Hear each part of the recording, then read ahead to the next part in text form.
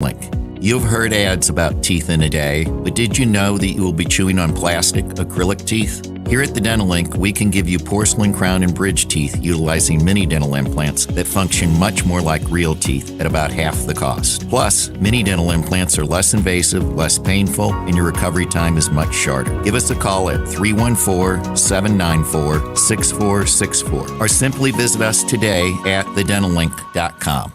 Staff Sergeant Mark Anthony Madrid. Staff Sergeant Samantha Cowell. I'm Staff Sergeant Alex Staff Stewart. Sergeant William Lewis, and I am proud to defend my family and our nation. The Air Force Reserve is part of the story of this great nation. I'm grateful that I have a chance to wear the uniform of the heroes that went before me. I'm proud to be part of a team that helps make a difference in the world. Every day, men and women from communities across this nation serve as reserve citizen airmen. Even as technology evolves and changes, our commitment to defend and protect this nation remains steadfast. We celebrate those who have served and those who are proudly serving. We celebrate our proud history and look towards an exciting and uniting future. Our mission is to fly, fight, and win in air, space, and cyberspace. And I am proud to be a member. And I'm proud to serve in the United And States. I am proud to protect our country. Proud to serve in the U.S. Air Force Reserve. The news and talk that matters to St. Louis. Rising crime. Defund the police. It's insane. News, analysis, opinion. They can't handle 40-year high inflation. The odds of a recession continue to grow. 101.9 and 94.1 NewstalkSTL. Bill O'Reilly here, and I'm warming up. Stand by for the O'Reilly Update Morning Edition. But first, many timeshare owners are very upset because their yearly dues have nearly doubled. Well, Lone Star will guarantee the release of all liability to your timeshare in writing and in a specific time frame. With their A-plus rating at the Better Business Bureau, clients know that Lone Star Transfer is a company you can trust. For a free consultation, please go to LoneStarTransfer.com or call 855-551-7066.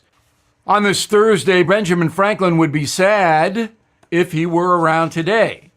Divided nation, increasingly dependent population, disrespect for order and established law, apathy, rampant addiction to substance and devices, incredible self-centricity among the folks. Ben Franklin understood freedom is eroded by all of those things. The USA had a chance to self-correct on Election Day, but declined. Florida and some other states did reject the madness, but places like Arizona and Virginia dug deeper into it. Yes, the incredibly inept Joe Biden is now checked by the House, but just barely. The repudiation of him should have been epic, as the kids say. It wasn't. Millions of Americans voted for economic weakness, violent crime, immigration chaos, and woke terror. Alexandria Ocasio-Cortez received more than 70% of the vote in her crime-ridden, dangerous district in the Bronx, New York. There is no point in disparaging Americans who reject what has built this country into a colossus. They are entitled to believe what they want to believe. But it is sad, and Dr. Franklin would attest to that. Sometimes democracy hurts. Back after this. No question, there is a concerted effort to intimidate and silence conservative thinkers and replace our God-given individual liberty with big government controls. AMAC, the Association of Mature American Citizens, is the leading conservative advocacy and benefits organization in America. AMAC gives you access to exclusive benefits and all kinds of great content. Please stand with AMAC at amac.us. That's amac.us. That is the Morning O'Reilly Update. More analysis later on. From the NewstalkSTL Weather Center. Another warm day on tap, starting off in the 60s, and we could get close to the record high of 81 today. We're putting the forecast high at about 80 after we shattered the old record high yesterday. But overnight, things change in a big way as temperatures drop from the 60s into the 50s, into the 40s by tomorrow morning. Maybe a quick sprinkle very early, but temperatures will be dropping through the 40s throughout the day as it becomes very cold over the weekend. I'm KMOV First Alert meteorologist Kent Gerhardt.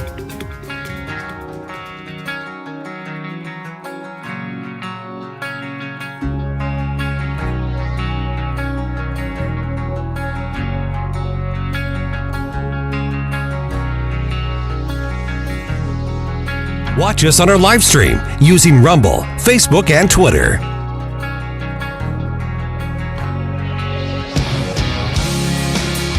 What's happening today? Here's your first dose of the news you need to know.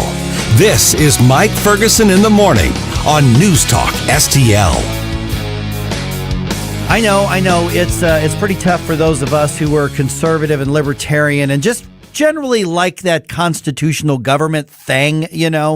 It's been tough for us this week, especially in St. Louis County, where, as I kept saying, maybe the most important, I'm still going to say it, the most important race for the entire region was the county executive race in St. Louis County, and it went the wrong way. So what does that mean for the county? What does that mean for the entire region? It means most of St. Louis is going to continue to go the wrong way. But hey, congratulations, St. Charles County and Jefferson County, because the re-election of Sam Page is really good for you, as businesses and people are probably going to continue to flee out of St. Louis County and certainly out of St. Louis City. I'm Mike Ferguson. Good morning. We had a chat with our friend and Democrat Jane Duker in response to those elections in St. Louis County and about what's probably ahead for the whole region. And Jane has some really interesting insight. Rough night last night. I mean, Jane and I were texting a little bit yesterday, and we were saying, man, if this could actually happen, we'll be beside ourselves. And I think you and I both knew it would take everything coalescing together to beat Sam Page. Mark Mantovani ran a good campaign with a short amount of time and not a lot of money. Yeah. But in the end, 2%, 53%, 52%, I think, of voters in St. Louis County said, do that to me again, please. Yeah. I mean, look, Mark ran a great campaign, and you're right, in an incredibly short amount of time. And so, look, the structural advantage of Democrats, I think, played a large role. Sam Page underperformed every single countywide Democrat. So that should tell you something. I mean, my concern is Sam will still govern toward a very small minority of people.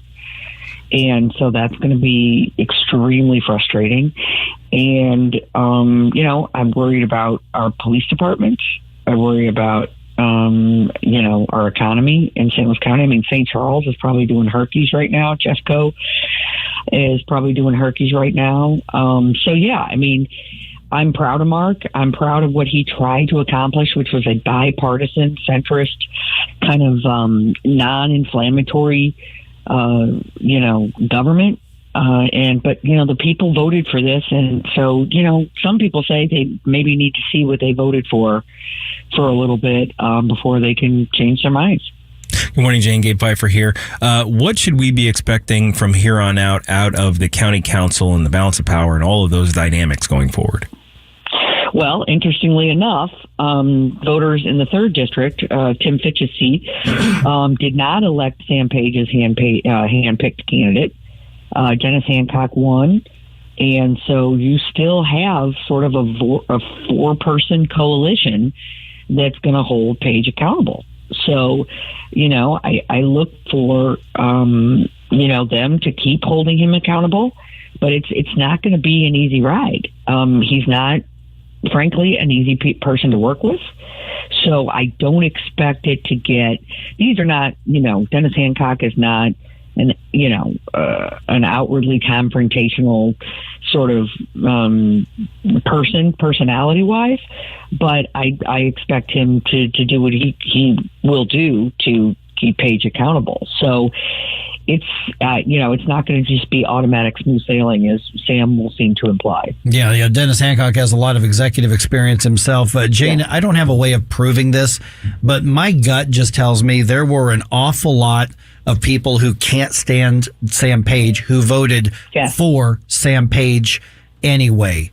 Can you make sense of any of that? I mean, I think probably partisan, frankly. I think, look, Mark Mantovani got a lot of Democrats last night. So there were a lot of Democrats that were willing to say, we're going to move beyond partisanship to try to make things better. But again, the vast majority, not the vast, but most Democrats voted on partisan lines. And so that's, a lot of people believe there should be nonpartisan voting for local offices. And so, but you know what, in this environment, I am not sure that could pass St. Louis County, given the partisan nature of the county. Yeah, I think you're right about that.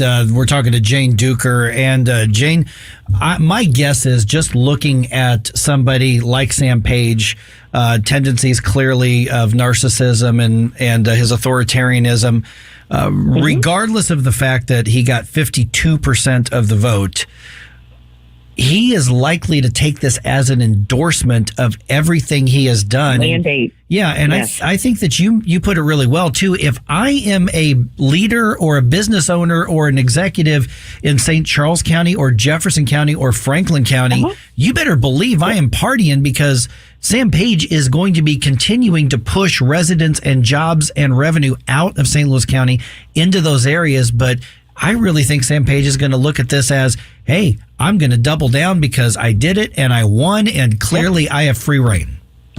Yes, and he's going to continue to sort of exploit partisan divide instead of looking to unite. Now, he'll come out and give the lip service, just like he did 2 years ago, and nothing will change, likely not get any better. And yeah, I am really nervous with Megan Green, a notorious socialist and defunder, is now is going to be president of the Board of Aldermen. I'm really concerned about the region. We have 168 police officers have left the St. Louis Metropolitan Police Department just this year. 819 have left since 2017. And you have a defunder in charge of the Board of Aldermen. You have defunders that are in charge of the Board of Estimate and Apportion. Jack ran a good race. He raised money. He ran ads. But a defunder won. So, businesses, centrist individuals were basically told, you're not welcome. Jane, in this region. Jane, I was very disappointed by the sane Democrats, because I was expecting them to kind of show out this election either by defecting or staying home, or otherwise lodging their disapproval of the current direction of the Democrat Party. Where are they? I mean, I think a lot of them came out. I wonder if there's enough of them. I think partisanship kind of won last night. I think a lot of the Democrats came out and voted sort of national politics instead of local. Now, Tracy McCreary ran a great race. She's very well known. She's a centrist. She's more on my end of the Democratic Party as opposed to the progressive. So that to me was heartening as far as electing a Democrat for the Missouri Senate that is someone that people can work with. That to me was somewhat hopeful. But I think a lot of people just chose partisanship. All right, Jane Duker, I'm gonna bug you from time to time and get you back on the show, as the inevitable is going to happen with the St. Louis County government. So really appreciate you being on the show again. No problem. Talk to you soon, guys. All right, thanks a lot. And remember, all of this was said by Jane, who is a Democrat. Yeah. As well. So when you said, where are the same Democrats? And her answer was essentially, I don't know. Yeah. I mean, when she said, I'm not sure there are enough of them, I was like, dang, I was hoping she saw something that I didn't, but looks like we're seeing the same thing.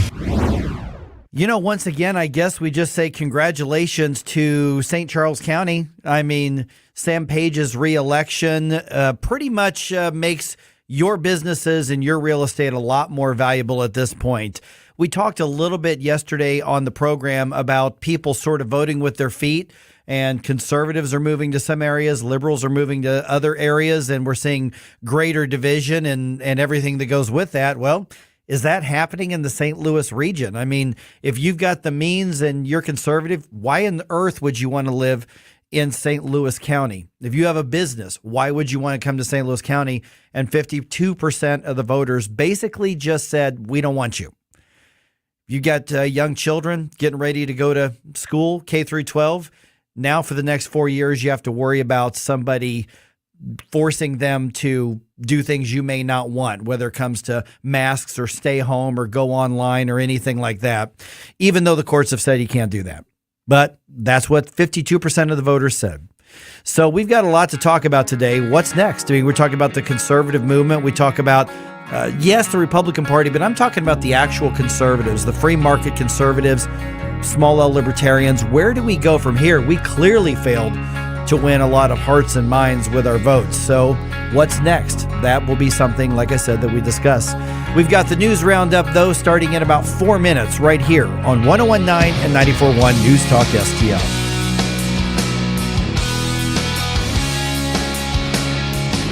For podcast articles and more, find us on NewstalkSTL.com. Let's get the day started right. This is Mike Ferguson in the morning on News Talk STL.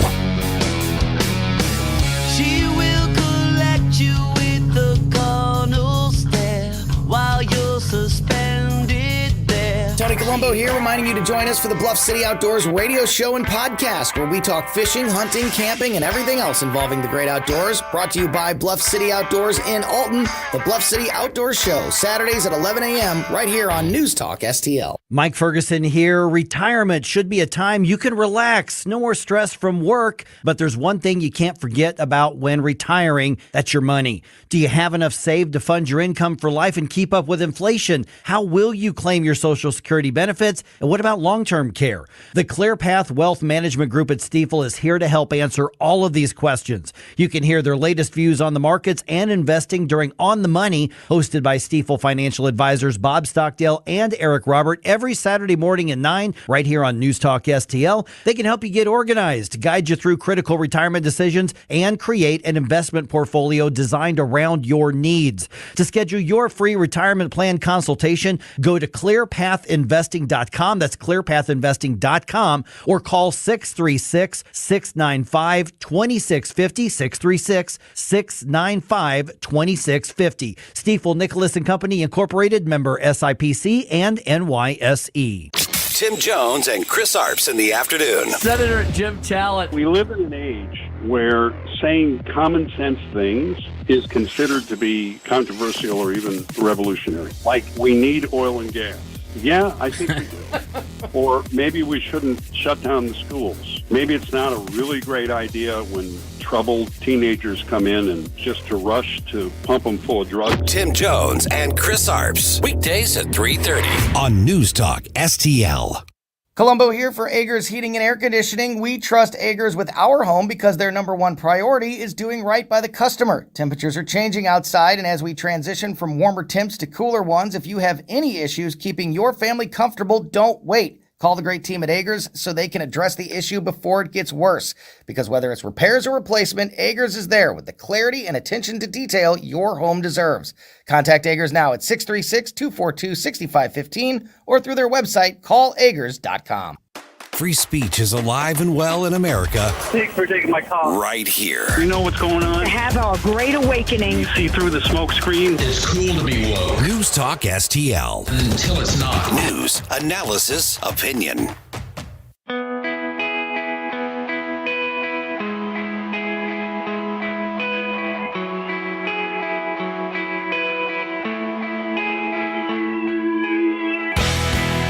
Talk lines are open now at 314-912-1019.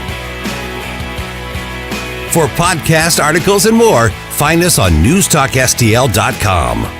Having your first cup of coffee? Mike's on his third. This is Mike Ferguson in the morning on News Talk STL. All All right, three of the things that have my attention this morning. You know, we still haven't even figured out the full results of the midterm elections yet, and already there is a push to talk about the presidential election in 2024. Is that a good idea for anybody right now? We'll get into it more in the 6 o'clock hour, but come on, folks, let's let the dust settle on the midterm elections, but I don't know that we can avoid it. So we'll kind of dip our toe into that here this morning and starting in the 6 o'clock hour. It is 5 coming up on 5:50. I'm Mike Ferguson. Ken Williams is here. Also, parents in part of the Hazelwood School District are getting conflicting claims now about radioactivity and safety at Jana Elementary School. Government says everything's fine, Ken. Yeah. So why don't we just take an independent contractor and go in there with those detectors and see what's happening? Well, the independent tests that were brought in by kind of an advocacy group, they're the ones that said that radiation is way too high and it's dangerous and all kinds of problems. The Army Corps of Engineers comes in, and I'll explain some of the details in a second. But they came in and said, we did our own testing, and no, it's fine. So no, I wouldn't trust that at all. Yeah, well, not as a parent anyway. Yeah, that's where I want to look at it from, is the perspective of a parent. Also, this is interesting. Referendum on the east side of the metro area this week sends a message to the local library: stop marketing drag queens to children. That was actually on the ballot. So will the library listen? That's what's interesting, because they're basically saying, we hear you, but. So well, then isn't it illegal if they don't? Nope. I'll tell you why. I will tell you why in the 6 o'clock hour. All right, let's see here. Let's start with the midterm elections. Democrats say the midterm results really weren't so bad for them, which actually is true. Could have been a lot worse for the Democrats. And Republicans are trying to make the best of it. Fox News' Jill Nato has an update for us. Ballots are still being counted, and control of the House is leaning towards the GOP, but by how many seats, we don't know. However, President Biden was sounding defiant as Democrats did better than expected. This is supposed to be a red wave. You were talking about us losing 30 to 50 seats, and this was going to... No, that's not going to happen. While House Minority Whip Steve Scalise told Fox, I know a lot of people like to focus on all of the drama in Washington. We're going to get to work for the hardworking families who gave us this majority. On the Senate side, we may not know which party's in power for weeks, as vote totals are still coming in, and Georgia's been forced into having a runoff election in December. Jill Nato, Fox News. Okay, so here's where we're at, is that we know the Republicans have won 49 seats as of right now. Nevada, Arizona, Georgia, all still in question. So I'm going to think at least one of those is going to the Republicans. So we could be looking at another 50-50 situation. We could be looking at one party or the other having, well, the best case scenario for the Republicans is 51, maybe 52, but very, very narrow majority. But in the Senate, a majority is key if you can hold your backbone together. Okay, I'm still going to continue to say that this is an attempt by the left and by Joe Biden to say, see, you all said this huge red wave and it never happened. So therefore, my policies still stick and the American people want them. All I've been hearing is the media talking about red wave. I know we never talked about it, and there were people online saying things about red wave, but only because they were being baited by the media. This all comes down to the media right now. We were one of the few conservative media outlets that kept saying, don't do that. Don't say that. But let's be honest, a lot of our colleagues, not just around the area, but around the country, were all hyped up and had their touchdown dance ready. We were one of the few that said, wait a minute, we need to not count our chickens before our hatch. We were the exception to the rule, though. No, we were. Yeah. But the people, and when you talk about social media and stuff, that's not just driven by radio stations and TV stations. It's also driven by people that hear those things. And I just think that, Biden's taking this. In fact, you know what? Let's look at the Senate for a second, Mike. We never said that it was going to be, I don't think anybody ever said it was going to be a huge blowout. No. They said there was speculation that maybe we could get 54, maybe. But that wasn't saying, yeah, it's going to be a red wave. We're going to stomp all over them. Yeah, some of the national pundits were saying. Were they? Well, yeah, they really were. A lot of the national pundits were hyping up their Substacks. Anyway, and all of that. Oh, well, if they were, then either way, Biden and the Democrat Party are using that. Yeah, and here the president was asked about, okay, so the Republicans are going to have a majority in the House. Doesn't look like a big one, but they're going to have one. There's going to be a Republican speaker, whoever that is. And what about working together? And here was his answer, and I think this goes along with what you're saying. Regardless of what the final tally in these elections show, and there's still some counting going on, I'm prepared to work with my Republican colleagues. The American people have made clear, I think, that they expect Republicans to be prepared to work with me as well. Now, when you listen to the rest of his address, which we don't have time to get into right here, it was basically, but we're not compromising on this, and you've got to come my way on this, and you can't do this. So basically what he's saying is, you guys didn't have your big blowout wins that everybody expected, so I'm still in the driver's seat. Right. Yeah, he's saying, well, I'm going to possibly look at the idea of working with the right, but they're definitely going to be working with me. Yeah, I think what I heard him say is they need to work with me. He's given lip service. He's not interested in working. We're not going to have any differences in where the parties are with anything. If anybody compromises, it will be the Republicans in the next 2 years. Well, they better not. I hope not. Okay, federal government disputing claims of high radiation at Jenna Elementary School. U.S. Army Corps of Engineers did their own testing, and they say the results show that radioactivity levels in the Hazelwood School District school are normal and consistent with, I'm going to use their words here, the level of radioactivity Mother Nature already provides. And this obviously disputes the independent and private study and testing that an independent group did, kind of an advocacy group did near the school property, on the school property near Coldwater Creek and the federal nuclear waste site. That showed elevated radioactivity. So you've got two groups saying two different things and parents in a terrible, confusing position. And I get parents together and I would say, go and do an independent test again. Just another company, an independent company. Just go in there and do the same thing. Yeah, so we're a little bit later on. If you're a parent in that district, I want to hear from you. And if you're a parent at all, or you want to look at it through their perspective, what would you do? We know what Ken would do. All right, real quick. One of the co-founders of the Matthews-Dickey Boys and Girls Club has died.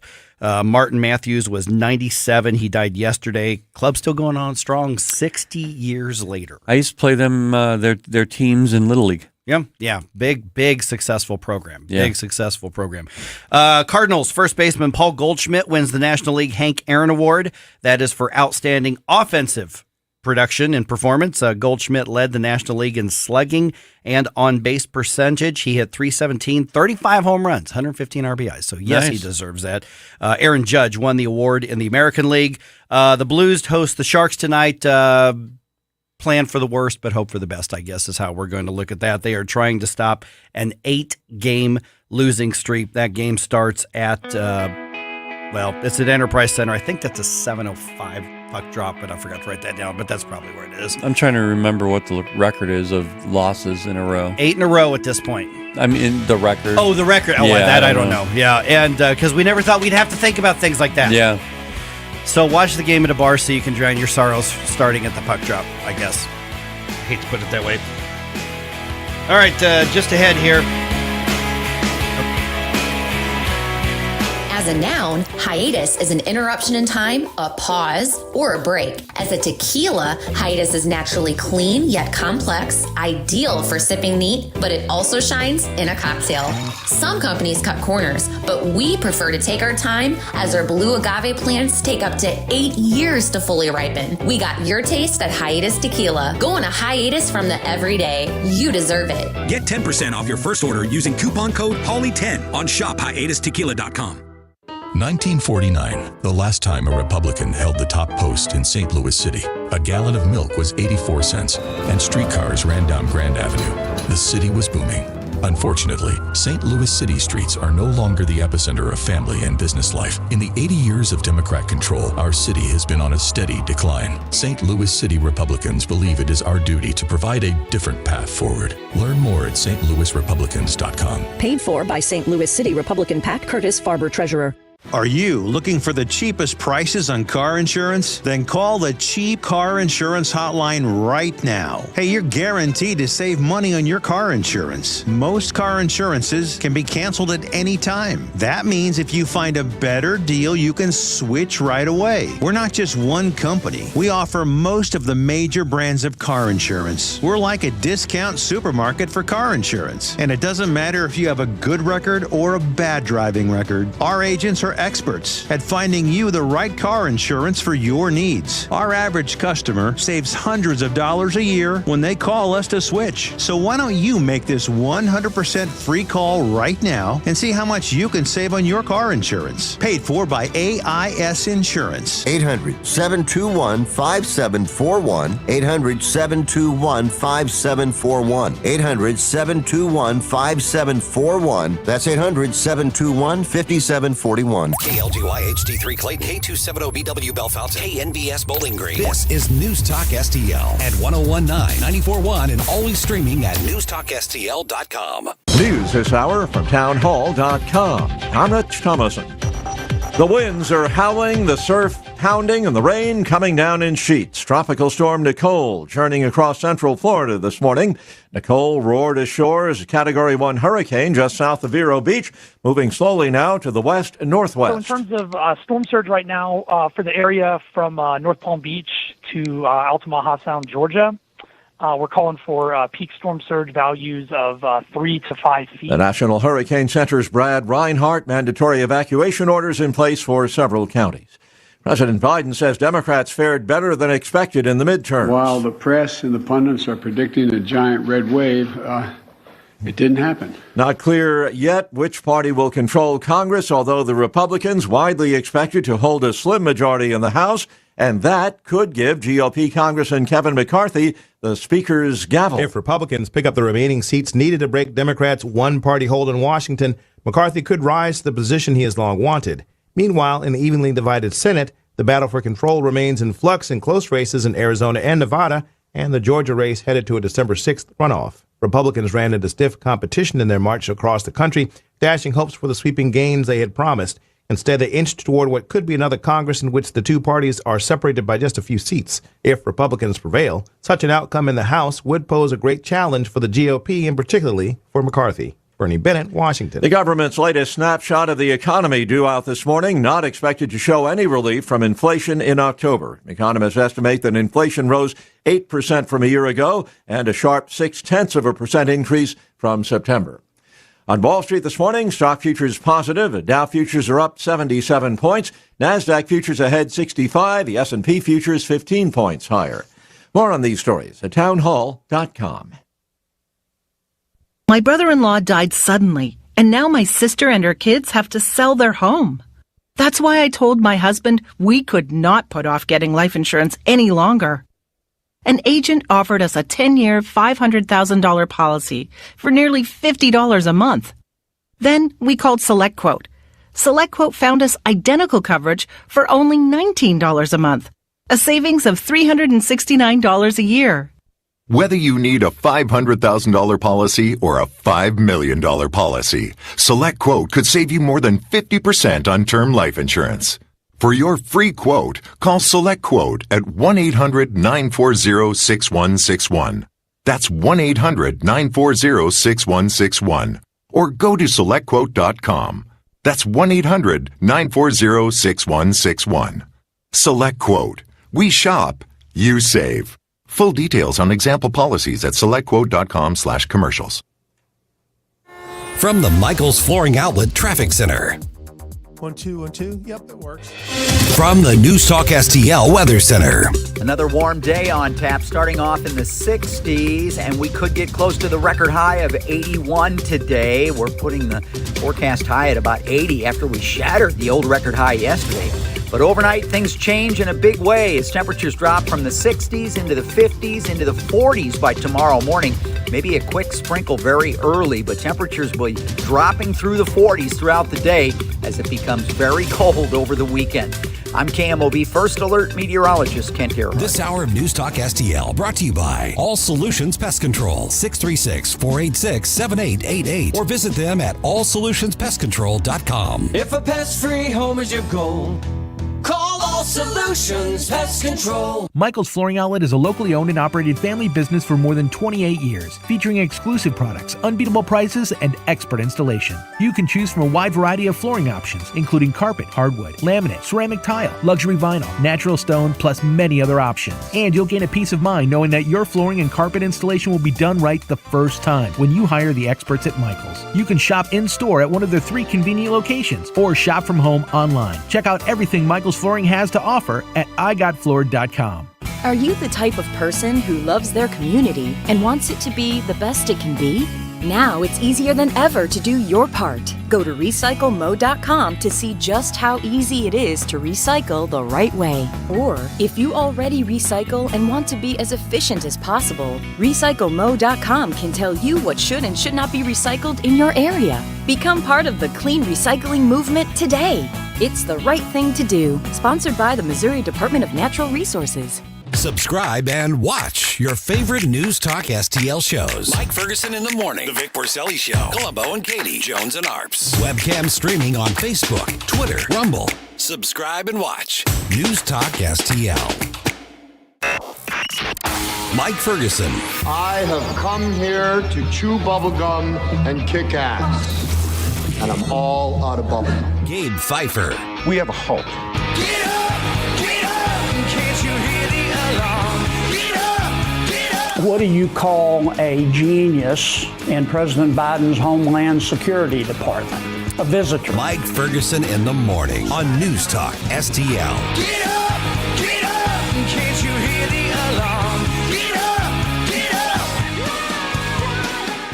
All right, we're being pushed into the conversation. We're going to do this at 6:35 right now, so kind of buckle up, if you will. Other than media, who needs ratings, who benefits from a Trump versus DeSantis argument just after the midterm election? So 6:35, let's get into that. Everybody else, love to get your thoughts through as well. 314-912-1019, 6:35. Might as well open the gate to the Lion's Den, right? Yeah, let's go. Start off with a bang.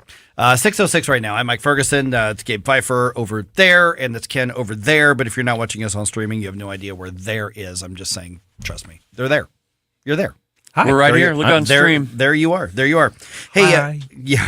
Hey, quick note. Remember that whole baby formula thing? Yeah. Yeah. Turns out that's still a thing. We still don't have baby. We still don't have enough baby formula. Okay, so I noticed on our news partners KMOV's website that the alarm is being sounded again conveniently right after the midterm elections. For instance, the social service groups, the nonprofits, and also parents are having difficulty finding baby formula again in the St. Louis area. Go to KMOV.com right now. You can see their article on it. The St. Louis Crisis Nursery tells Channel 4 that the struggle to find formula continues even after all the blustering of the Biden administration saying we're going to fix the supply chain issue, we're going to spend a bunch of money making private companies start ramping up production and all that sort of thing. Deanne Mueller is the CEO of the St. Louis Crisis Nursery, and she is quoted in the story as saying the formula crisis is still very much a crisis. The crisis nursery needs more formula.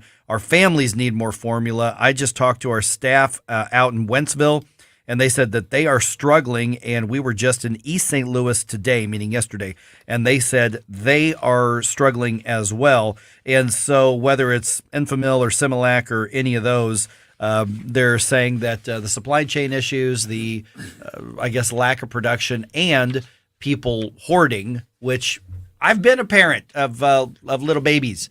And if I thought that there was a chance that there wasn't going to be enough formula, you better believe I'm loading up the grocery cart with formula. Absolutely. So what you're telling me, Mike, is that there was a situation that was not entirely created, but certainly exacerbated by the current administration, and prior to a midterm, it just fell off the radar. Yes, it did. In fact, and I was looking at that. I was thinking it's kind of odd that it happened to be reported the day after the election. But I looked at September 13th article, and it's still a problem. It was a problem then, and it's been a problem that's been progressively getting worse ever since. So this has been on their radar for quite a while, but they haven't said a word about it. Yeah, one of those. Maybe one of these days we're going to do another one of those. Hey, whatever happened to news stories? Because this is one of them. And I mean, for those who nurse their children, then obviously, you're in good shape unless you are having some sort of physical ailment. But so many parents use formula. I remember my first child. I think it was the first child used formula. My son. My daughter was nursed, and back then, the doctor was handing us cans and cans and cans of formula. Yeah. Hey, congratulations, here you go. Oh, you need a bag to carry all that? Here it is. And they just handed all of that out. And so to think even for a split second that you might not have food for your baby would be terrifying. And this might be a good time to talk about breastfeeding because my wife and my wife did it actually. I didn't do it. Oh no, I would. But yeah, we read the up left on says it. you can though. Yeah. You sure? Yeah. Oh, that's right. Me. Yes, Oh, yeah. yes. Yeah. Your kid will be I didn't hungry, take advantage of that though. Yeah. My wife just took care of that. Okay. But I did read up on it, and there are some major benefits to breastfeeding your child. Is like the first, I think, 6 months. So that's another option for you. So I would encourage new moms to at least get into that world. Now, of course, working moms. Tough for working moms. What my wife did is she used the pump thing and stored it. Yeah. Yeah, and there are a few who just can't for physical reasons. They can't produce enough. But for most women, it's absolutely an option, and it's documented. It's healthier, without a doubt. Okay, speaking of healthy and unhealthy, let's talk a little bit of unhealthiness, and that would be the results of some of these elections right now. So remember, 6:35, we'll get into this push for the people really want a slugfest between Ron DeSantis and Donald Trump. Stop it. Yeah, stop it. Just stop. It's not going to happen. So, yeah, we'll see. I mean, I hope not.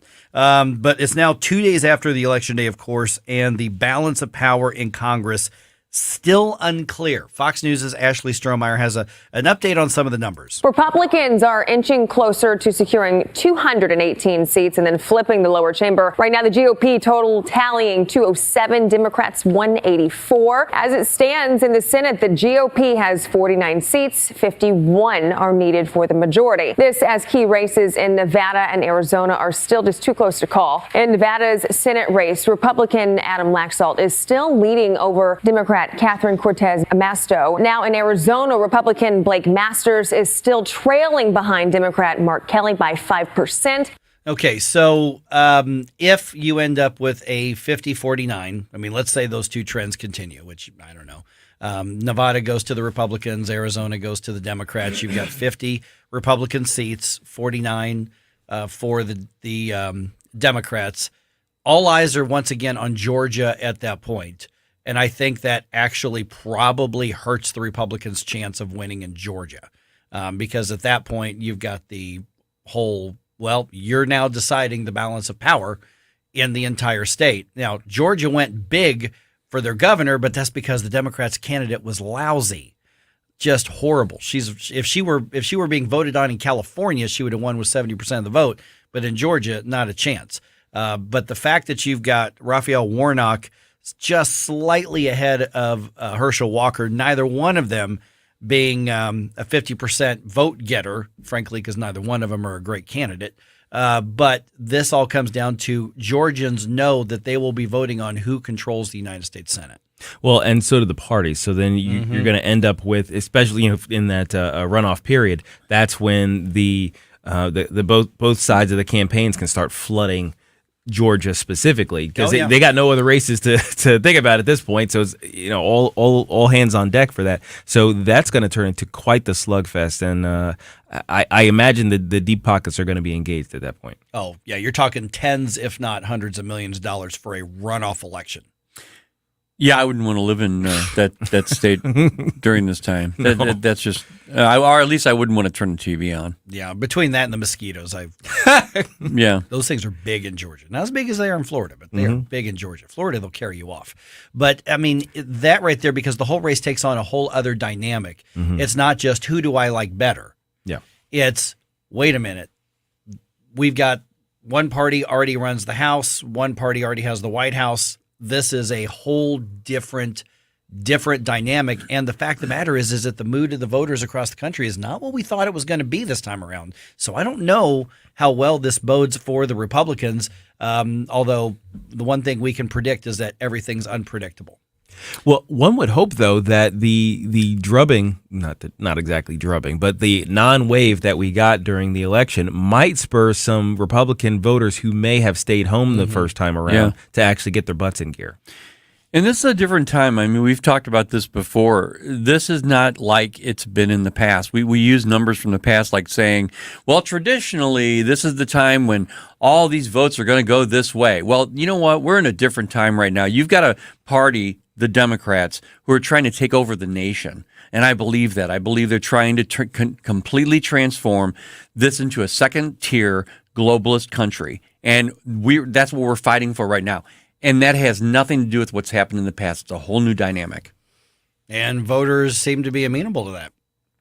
Yeah, and much more than we thought it would. Definitely younger voters. That's what's scary. I'm really curious to see the full demographic breakdown of the exit polls to see what exactly happened because we were talking about the historical stuff, but it just makes sense that if you're unhappy with the current direction of the country, you're unhappy with the current leadership's ability to deal with the issues that matter to you most, that you would throw the bums out. But we didn't get any bums thrown. I mean, not really. So I'm really, really curious as to where this broke out. I think they're being told, the younger people, like you're mentioning, Mike. I think they're being told, well, just hang on a little longer because the EVs are going to be amazing. We won't need any gas at all. Just hang on. And on the other part of that, hang on to this philosophy. I know it's hurting right now at home. You're not getting your food. You're not getting the things you need. But it's going to get better once this new type of government comes in and gives everything to you. I saw a recent headline from, and I'm trying to remember who it was. I think it was Washington Post or Washington Times. And they said New Yorkers beg Governor, Hochul to do something about crime. And in my head, I'm just like, you had a chance to get rid of the person who created the crime crisis in the first place, and now you're begging that same person to do something about it. At this point, I'm just kind of like, yeah, you get what you get, you bums. We were listening to Dan Bongino yesterday, and he was saying that this whole thing has not gotten down to the bottom yet. We've got to hit bottom before we're going to change. I think what we're going to find, if we get all that fleshed out data as to who voted how, you're going to find that your school board elections in April are far more important than most people ever realize. Yeah. Because I think a lot of this mindset comes from 12 years of indoctrination of government schools. Yeah. Parents, you finally woke up.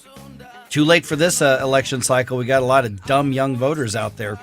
So can this be course corrected at some point? I don't know. I'll find out. All right, just ahead, voters on the East Side community make a clear message to the library. Would you please stop marketing drag queens to children? Will the library listen? Their answer is, yeah, we hear you, but... And I'll tell you the rest of it just ahead here at about 6:21 on 101.9 and 94.1 News Talk STL.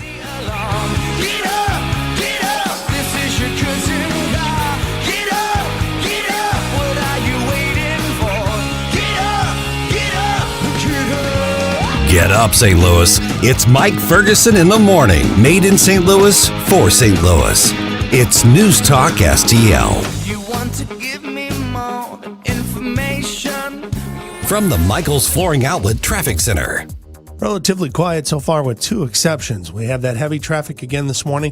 270 eastbound headed for the Chain of Rocks Bridge. The right lane is closed for repair work. The bad news is that'll continue until Friday.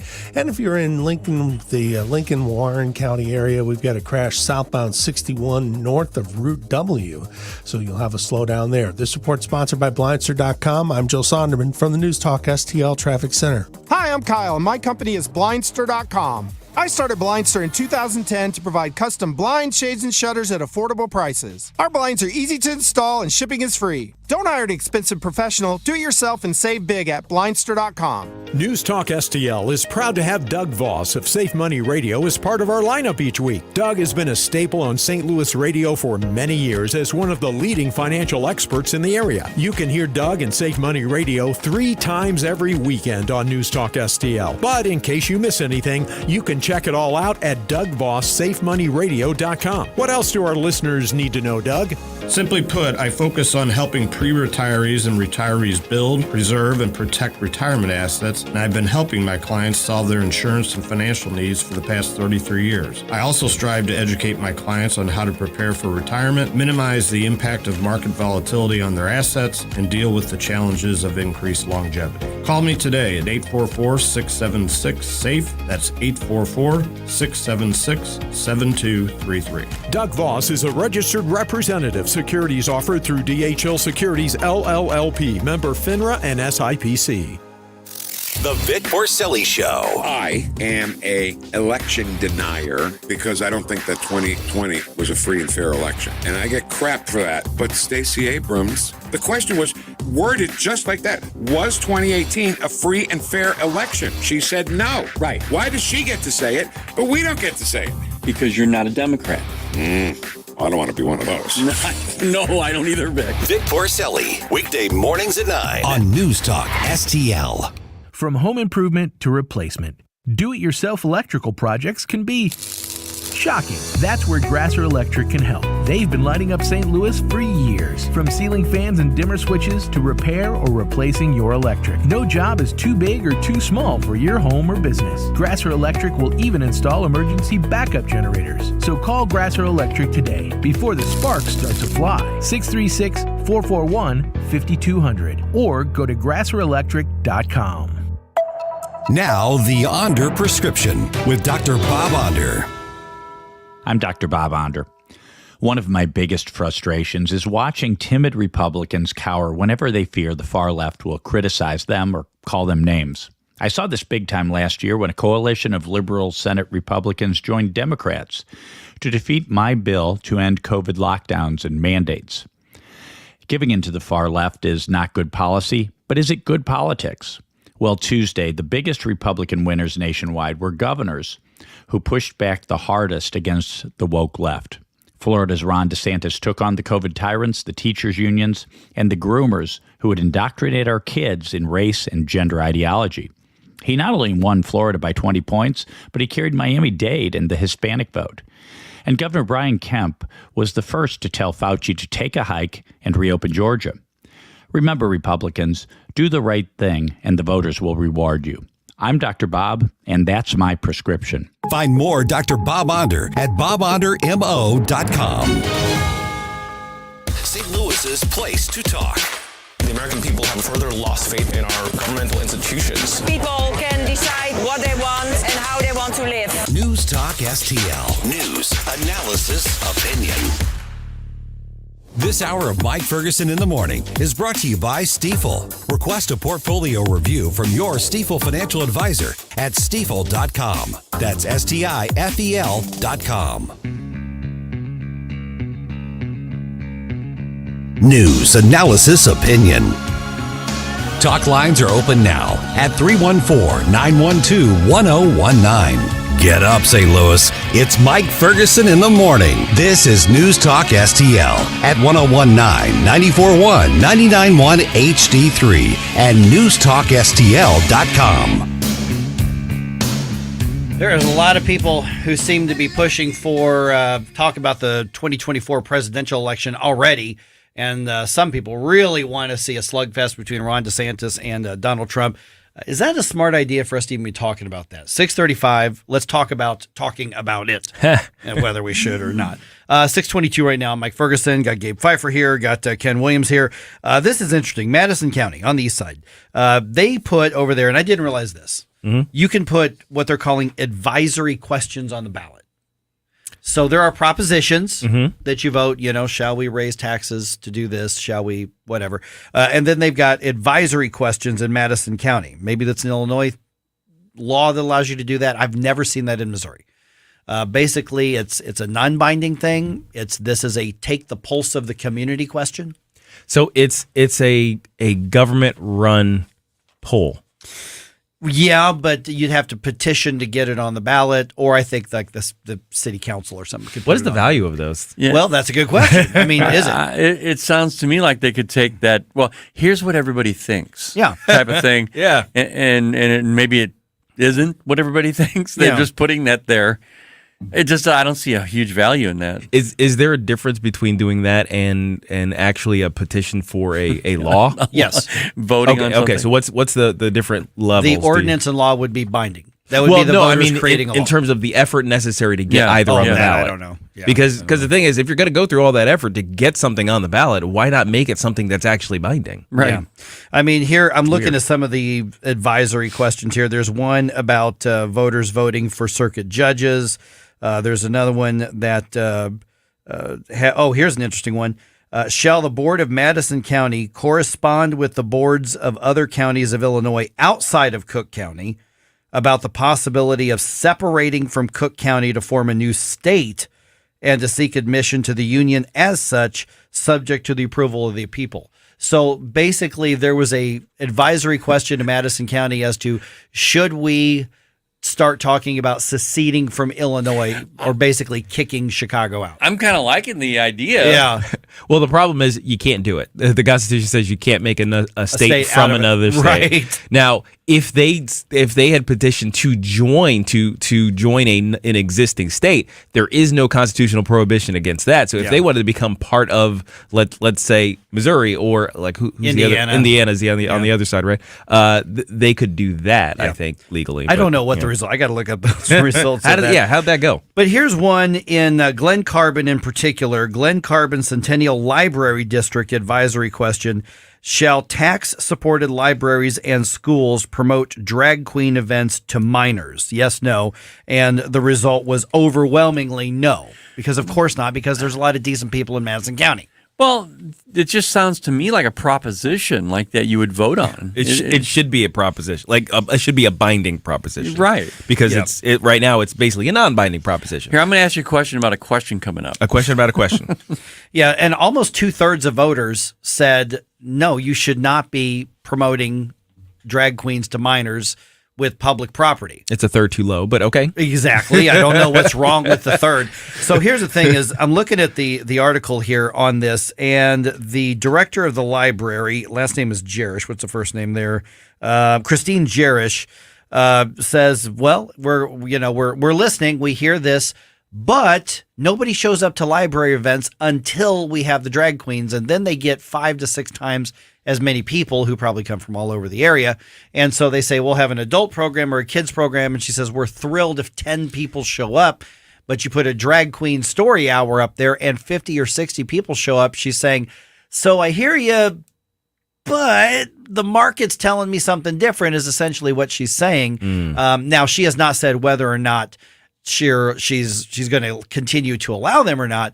But what they're talking about is marketing, because what would happen is the library district's Facebook page and the posters up and all these kind of things where the kids are, there would be the promotions and the advertisement. And her argument is, well, we don't do anything different for that event than we do for any other event. If you get your event and you sign up for it or we book it, then we put a Facebook post up and we put a poster up or we'll put it on the website. And the people of Madison County or from this library district said, yeah, stop doing that. They didn't say you can't have the event. They just said stop marketing it where kids are going to see it. I say you can't have the event, but you know, and it should be a binding resolution. But that's a whole other story, I guess, because public regulation of publicly funded enterprises should be a little more guarded. It should be a little closer there. And I mean, look, if you were a for-profit business, if you were a bar and you were having your hey, the drag queen things, we pull in a lot of people and we sell a lot of drinks, that's your business. But the thing is, you're taking taxpayer money to advertise things, to host things, and it's not in your purview. Not only that, but I think it's dangerous for your clientele. So no, I don't think you should be able to do this. And my goodness, why didn't they just make it a binding resolution? Yeah, and what's deceiving, Mike? I mean, you've got your ball team, for example, the tight-knit group. A lot of people come out to see you guys play, but it's usually family and friends, and most of the time, people who know the players. An occasional coworker, sure, but they're people that know you. But it's a nice, good-sized group, right? Well, our groupie population is. No, but I'm saying my point being is that you've got quite a few people. Well, the library, when they put out the word, or say when they market this drag queen thing, that's a community that says, okay, we got to really represent because we got to show that it's an impressive thing. Well, that doesn't make it good. Let me play devil's advocate. Not that I disagree with you necessarily, but let me play devil's advocate. Sure. It is publicly funded, which is why we're saying, no, our tax dollars shouldn't be used to advertise and promote that. Remember, this doesn't say they can't do it. Right. Because somebody comes in, if you're a member of the public, you live in that district, you've got the right to book the room and do that. But if a startup church said, we want to book that room on Saturdays or Sundays, and they say, okay, we'll put it up on the Facebook page and the website, let everybody know it's booked. This event is available just like all the others. There would be a lot of people who say, I don't want my tax dollars paying for that. So people who completely disagree with us on, life would look at it a very similar way. Yeah, I suppose so. I mean, you have your whole separation of powers, right? Kind of thing. I don't know. I think part of the issue is, and this is where the libertarian meets the conservative argument here, is because the libertarian argument is well, if we're paying for it, then it's open to everybody. You can do what you want, kind of thing. The conservative argument says, well, there need to be guardrails because society is fragile and susceptible to things, and there is a literally good and bad things for society that we should adjust for. I can't wrap my head around making a good argument for something sexualized being promoted to minors.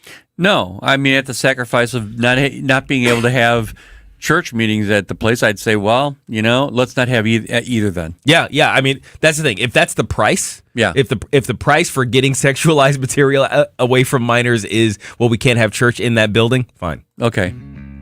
Or a theologian giving a book talk. Well, that's a the thing. Stretch, Is it about their book? Yeah. That's the thing.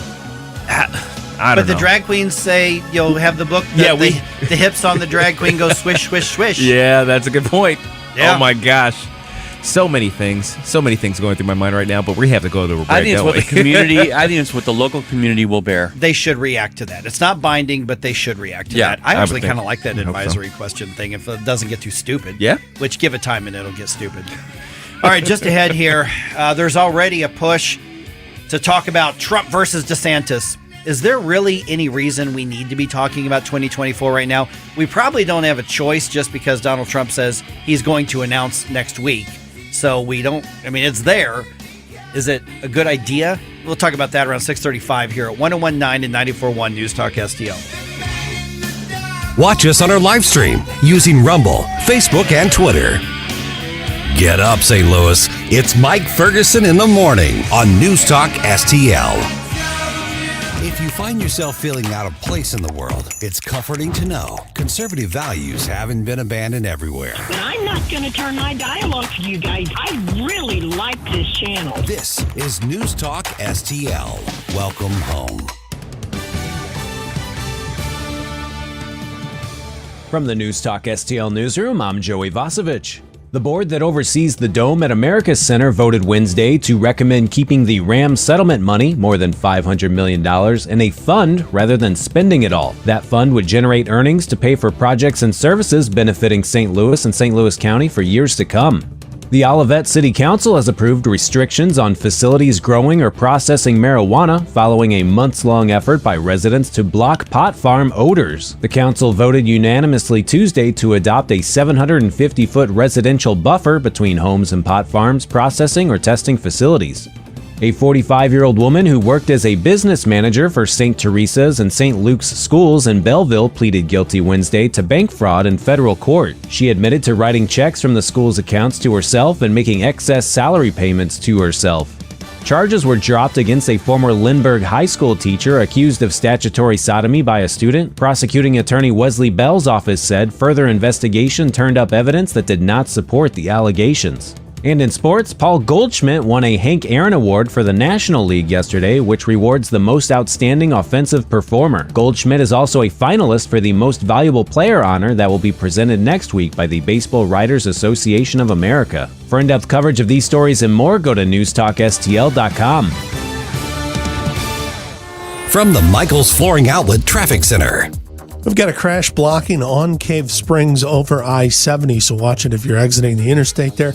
Delays on 61 southbound. We've got a crash south of Route W. That's in the construction zone from overnight. So you've got some very heavy delays there. And eastbound 270, backing up a little bit already, headed for the Chain of Rocks. The right lane is closed for repair work until tomorrow. This support sponsored by the NetSpend All Access account. Get the account designed for your everyday mobile banking needs. Banking services provided by an account established by Pathward NA, member FDIC. Deposit account opening is subject to registration and ID verification. Terms and costs apply. I'm Joe Sonderman from the News Talk STL Traffic Center. From the News Talk STL Weather Center. Another warm day on tap, starting off in the 60s, and we could get close to the record high of 81 today. We're putting the forecast high at about 80 after we shattered the old record high yesterday. But overnight, things change in a big way as temperatures drop from the 60s into the 50s, into the 40s by tomorrow morning. Maybe a quick sprinkle very early, but temperatures will be dropping through the 40s throughout the day as it becomes very cold over the weekend. I'm KMOB First Alert meteorologist Kent Harrell. Since 2007, the state of Missouri and local governments have handed out almost $5 billion in tax subsidies or abatements to private developers. That money could have gone to basic services like schools and public safety. And studies show these subsidies don't produce the promised jobs and growth. If developers want to build a sports stadium or shopping mall, why should they be given our tax dollars to do it? It's time to reform economic development subsidies. The Show Me message has been brought to you by Show Me Institute and Show Me Opportunity. Packages start at $29.99 a month with signed agreement. Restrictions apply. Speak to a representative for complete offer details. See Vivint.com for license details. Terms and conditions apply. Homeowners, if you're looking for the best in home security and smart home technology at a price you can actually afford, we have great news. Now you can get Vivint's award-winning home security systems starting at about $1 a day. U.S. News and World Report has recognized Vivint as the best professionally installed home security system of 2022. And right now, you can get Vivint's home security technology for about $1 a day. Plus, get free professional installation from a licensed technician. Protect your home and loved ones for as low as $1 a day. Call right now for your free home security consultation. 800-561-3405. 800-561-3405. 800-561-3405. That's 800-561-3405. Columbo and Katie. Is it still election day? Because they're still counting votes in Arizona. Crane Durham joins me on Thursday, and we'll get you an update on how that's going. Plus, we'll go live to the White House and talk to Christian Daytalk at 2:25. Weekdays at 2 on News Talk STL.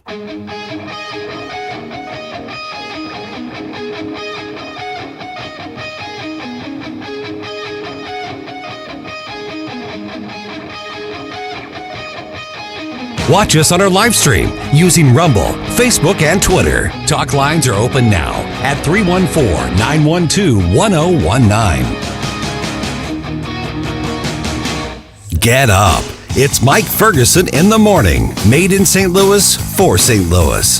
It's News Talk STL. All right, President Biden sharing his thoughts on the results of the midterm elections, at least the results that we know of right now. Fox News' Kevin Cork starts us off. President Biden's pre-election optimism actually proved to be warranted. The fact that the Democratic Party outperformed anything anyone expected and did better than any off-year presidency since John Kennedy is one that gives everybody like, whew. Okay, so generally speaking, do you think things in this country are heading in the right direction? As we check our voter analysis, 75%, whopping number, say nope, going in the wrong direction. Asking voters about their frustrations with the government. Well, as they take a look at the president's job performance, 57-43, disapproving by 14%. And of course, as we know, we've got 3 U.S. Senate races still undecided. 2 of them because they are counting the votes. Basically, they're counting mail-in votes is what they're doing essentially in Nevada. And then in Georgia, they are going to a runoff election. The Republicans at this point have 49 seats. So if even one of those 2 outstanding counts goes the Republicans' way, and I believe at least one will, then they've got 50 votes, and then you're at least at a complete stalemate with Kamala Harris now becoming even far more powerful. If both of those go the Republicans' way, I don't know if that's going to happen or not. Then they claim a majority. Okay, then they have a very, very tiny, slight majority, and hopefully nothing gets done in government from this point on. The Republicans are taking the House. Yes, they don't have absolutely. the 2. Yeah, they don't have the 218 yet, but they are going to take it. But they're not going to take it by much. And now you've got people from both the right and the left and all stripes of the media saying, "Let's talk about 2024. We got this Trump versus DeSantis." Why are we being pushed into talking about that? Well, first of all, one, Donald Trump is saying he's going to announce next week, and he's been telling us for over a year that he's going to run again. Basically. But you've also got Biden saying he's going to run too. Biden says, I don't feel any pressure to make an announcement, but he said a number of times that I plan to run. And of course, at one point, everybody was saying, okay, we got another showdown between Biden and Trump in 2024. And Biden was like, oh, you're tempting me to run now and all this kind of stuff. Well, then Ron DeSantis sets the standard for running elections and governing, at least at a state level in Florida. And Donald Trump takes some shots at Ron DeSantis. And now everybody wants to see this fight start. I don't think we should go into that. I don't think. I actually think it's kind of foolish for Donald Trump to announce next week if that's what he's going to do. I think he should wait until everything's settled. Wait till after the first of the year. Then if he's going to run, then run, and then do it. Ron DeSantis has shown no indication of even planning or hinting about any sort of presidential run. He just got reelected governor, and he's got a job to do there. And so I don't think you're going to hear anything about a presidential race from Ron DeSantis anytime soon unless he's absolutely cornered and people say, we want an answer. I don't want an answer. We've got other things to deal with right now. We need to let the dust settle of the midterms and readjust from there. I think the only ones who benefit from that sort of talk right now is the left. Big time Democrats, and especially the media, because their ratings are in the toilet, right? So let's talk about a fight between an internal fight on the Republican side between our favorite target Donald Trump and somebody else, the new up and comer, right? So they're the only ones who benefit from that, and I really hope to God that nobody takes the bait. You've got 2 years before the presidential election, and if this happens for 2 years, by the time the end of that thing is done, there's going to be so many pieces everywhere, and it's not even going to be worth it for anybody. And I'll tell you what, if that goes on for 2 years, people are going to be so tired and worn out that they're going to be voting for anybody but the people who are involved in that. Yeah, I was going to use the word fatigue. Yeah. Well, that would be the word, right? And I think there's going to be just politics fatigue, campaign fatigue. But here's the thing: if Donald Trump I think it was the 15th, I think he said 14th or 15th, next Tuesday, that he says he's going to make an announcement from Mar-a-Lago. Everybody is speculating that that's when he's going to announce his campaign. He has told us he's running again. Okay. And then if Trump is your guy, Trump's your guy. If you want to wait and see who else is going to get in the race, DeSantis or somebody else, okay, whatever. I don't think it's a good idea for Trump to do this early. My opinion, whether you like him or not, I just think it's a bad strategic move. But he's going to do what he's going to do. We know that Donald Trump listens to one person, and that's Donald Trump. Well, the good thing about Donald Trump is he'll continue to do what he's doing. I think it's a good thing. I think that the media is not going to pick up on Donald Trump. They haven't so far. The media. What do you mean they're not going to pick up on him? They're not going to highlight his rallies. They're not going to highlight anything. The only thing they're going to highlight from Donald Trump is if he says something about Ron DeSantis. And I'm telling you, there's a plan behind the scenes. I believe that, this is my opinion, that Donald Trump and Ron DeSantis have talked. And yes, he made this.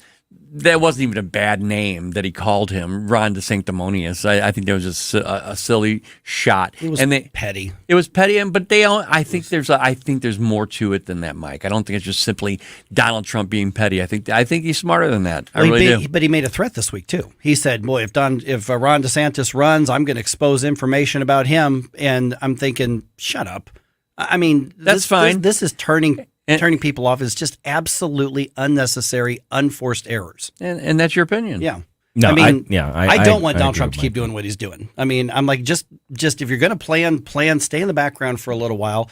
I don't think he helped the Republicans. I don't think you can blame him for the lack of performance of the Republicans, but I don't think he helped anything. I mean, I think he did. Really? Yeah. His candidates lost for the most part. No. He had a lot of candidates that won, Mike. He had the major biggest ones lose. I mean, that's Oz was the kind of the biggest. He was the biggest. I would agree with that. Yeah, but I mean, he did not have the Midas touch this time around. I mean, the numbers just show that he just didn't have it. That's not to say I'm not saying that I'm anti-Trump, but I'm saying you can like Donald Trump and like Ron DeSantis. And I wish Donald Trump would get on board with that concept too a little bit more. I think he is more than you think he is. Well, then he needs to stop taking shots at Ron DeSantis and let's let things celebrate flesh out and see what happens. Let me finish and celebrate the few areas where it went right. And that's an area where we need to not be pushed into it by media, by the left, or by Donald Trump. Yeah, I don't like the internal fighting. That's my thing. Mm-hmm. It's like, because it's unnecessary. He didn't have to say anything about Ron DeSantis. So the fact that he said anything is a problem. No, I agree with that. Yeah. But at the same time, I'm still sticking with Donald Trump. Well, that's fine. I mean, and I'm not even talking about that part yet. I'm not saying who to pick a horse. I'm saying keep your focus where it should be. And right now, the Republican Party needs to step back and go, whoa, why did we not do what we thought we were going to be able to do? Let's reevaluate here. This isn't the time to add an artificial division on that. And I think it's easy to, like when things don't go the way the Republican Party wants them to, it's easy to point fingers at Donald Trump. He's an easy target because he takes it. And he takes it really well, actually. Well, he takes up a lot of room too. I mean, that's the thing. If you stand up on a pedestal, right, or you stand up on a podium, if something goes wrong, that's who we're looking at. Right. So that's part of the problem is that, he did stick his neck out in a lot of ways. And I can't decide whether he was a help or a hurt because there was all of the energy that he could produce, all of the excitement that he got from the base, I think is obviously a help for, any election season, right? Every time he shows up at somebody's rally, it was a big deal, right? But at the same time, obviously, the people in the middle didn't respond to that. It's like that, and those are the people who turn the elections, and that's why I don't know though whether one or the other was the bigger contributor, right, to what he did. I mean, at this point, it seems as though his contribution to the midterms was neutral. Are you saying that the people that were in the middle that were undecided didn't go the way we wanted them to because of Trump? No, maybe. That's maybe is the word. That's what I'm saying. Right. I don't know whether or not the negative aspect of Trump was bigger or smaller of an effect than the positive aspects of Trump. Yeah. Like there's no telling what that is, right? Well, that's kind of my point too. I mean, we don't know. Okay.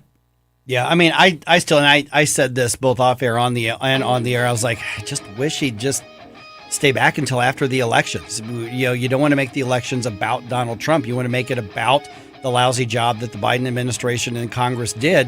Don't insert yourself in there and get people thinking about 2024 before 2022. And he did it. What do you mean he did it? He didn't insert himself into the midterms. What the hell are you talking about? What? He didn't announce. He said he purposely made a point to not announce that he was running for president. For God's sake, Ken, that's not even close to being true. Yeah, that's ridiculous. What did he? When did he say Every he was running? single one of his rallies, you're going to love what we're going to say. We're going to announce it very soon, and we're very close to doing it again. He did everything but say, I'm running. He absolutely put himself into the conversation. No, he didn't say that's ridiculous. Officially that he was running. Officially? Yeah. So what? We all know what's going to happen. Good God. We all know what's going to happen. All right, just ahead, an even more ridiculous proposition. A woman's taking heat online for where she decided to have her son's 5th birthday party. Gonna love this one, guys. We'll talk about that at 6:51.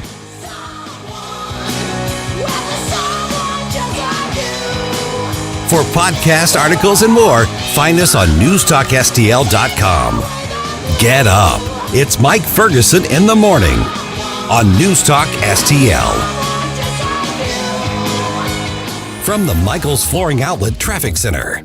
Already pretty busy. We have the delays again this morning. Eastbound 270 headed for the Chain of Rocks Bridge. That repair work in the right lane that's been ongoing has another day to run yet. 270 northbound before I-44. Crash blocking the left lane. Multiple vehicles involved. Non-injury, but it is blocking. So you've got heavy and slow traffic back to 21. 61 southbound. We have delays this morning in the Route W area. That is due to an earlier crash, and we probably had some road work there too. 55 northbound between Butler Hill and 270 slow traffic. Stalled truck in the right center lane. I'm Joe Sonderman with the very latest from the Newstalk STL Traffic Center.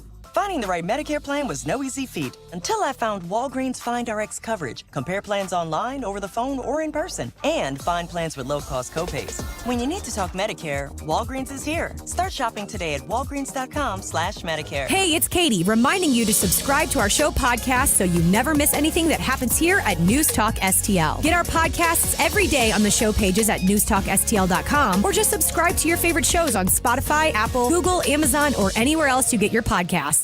Yes, Epics and Classics featuring John Anderson with the Band Geeks. May 9th, the Family Arena, Progressive Pioneers. Yes, Epics and Classics featuring John Anderson with the Band Geeks live. Research seat tickets on sale now at the Carroll House box office at the Family Arena or through Ticketmaster. Don't miss Yes, Epics and Classics featuring John Anderson with the Band Geeks. You feel good tonight? They're back, cocked and loaded. The Family Arena presents 38 Special with special guests Molly Hatchet and Black Oak, Arkansas. Saturday, November 19th, the Family Arena. Tickets on sale now at the Carroll House box office located at the Family Arena or Ticketmaster.com. Presented by the Family Arena.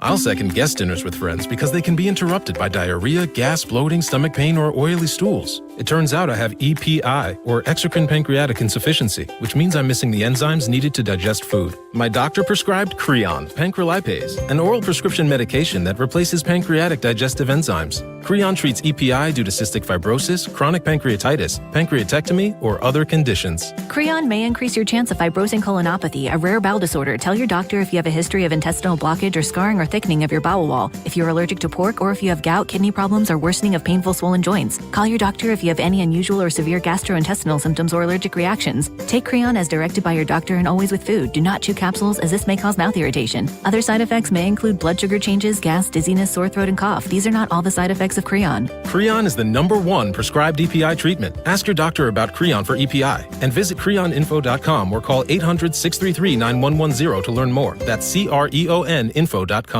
The news and talk. These missile launches. Fired from North Korea. That matters to St. Louis. The 300,000 people that have come through this year alone, they've been trespassing. This is 101.9 and 94.1. What's happening? News Talk STL. This hour of Mike Ferguson in the Morning is brought to you by Stifel. Request a portfolio review from your Stifel financial advisor at stifel.com. That's STIFEL.com.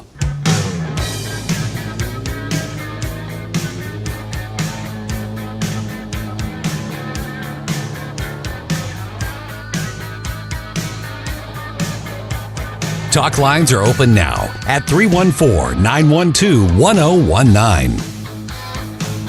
Get up, St. Louis. It's Mike Ferguson in the morning. This is News Talk STL at 1019, 94.1, 99.1 HD3 and NewstalkSTL.com.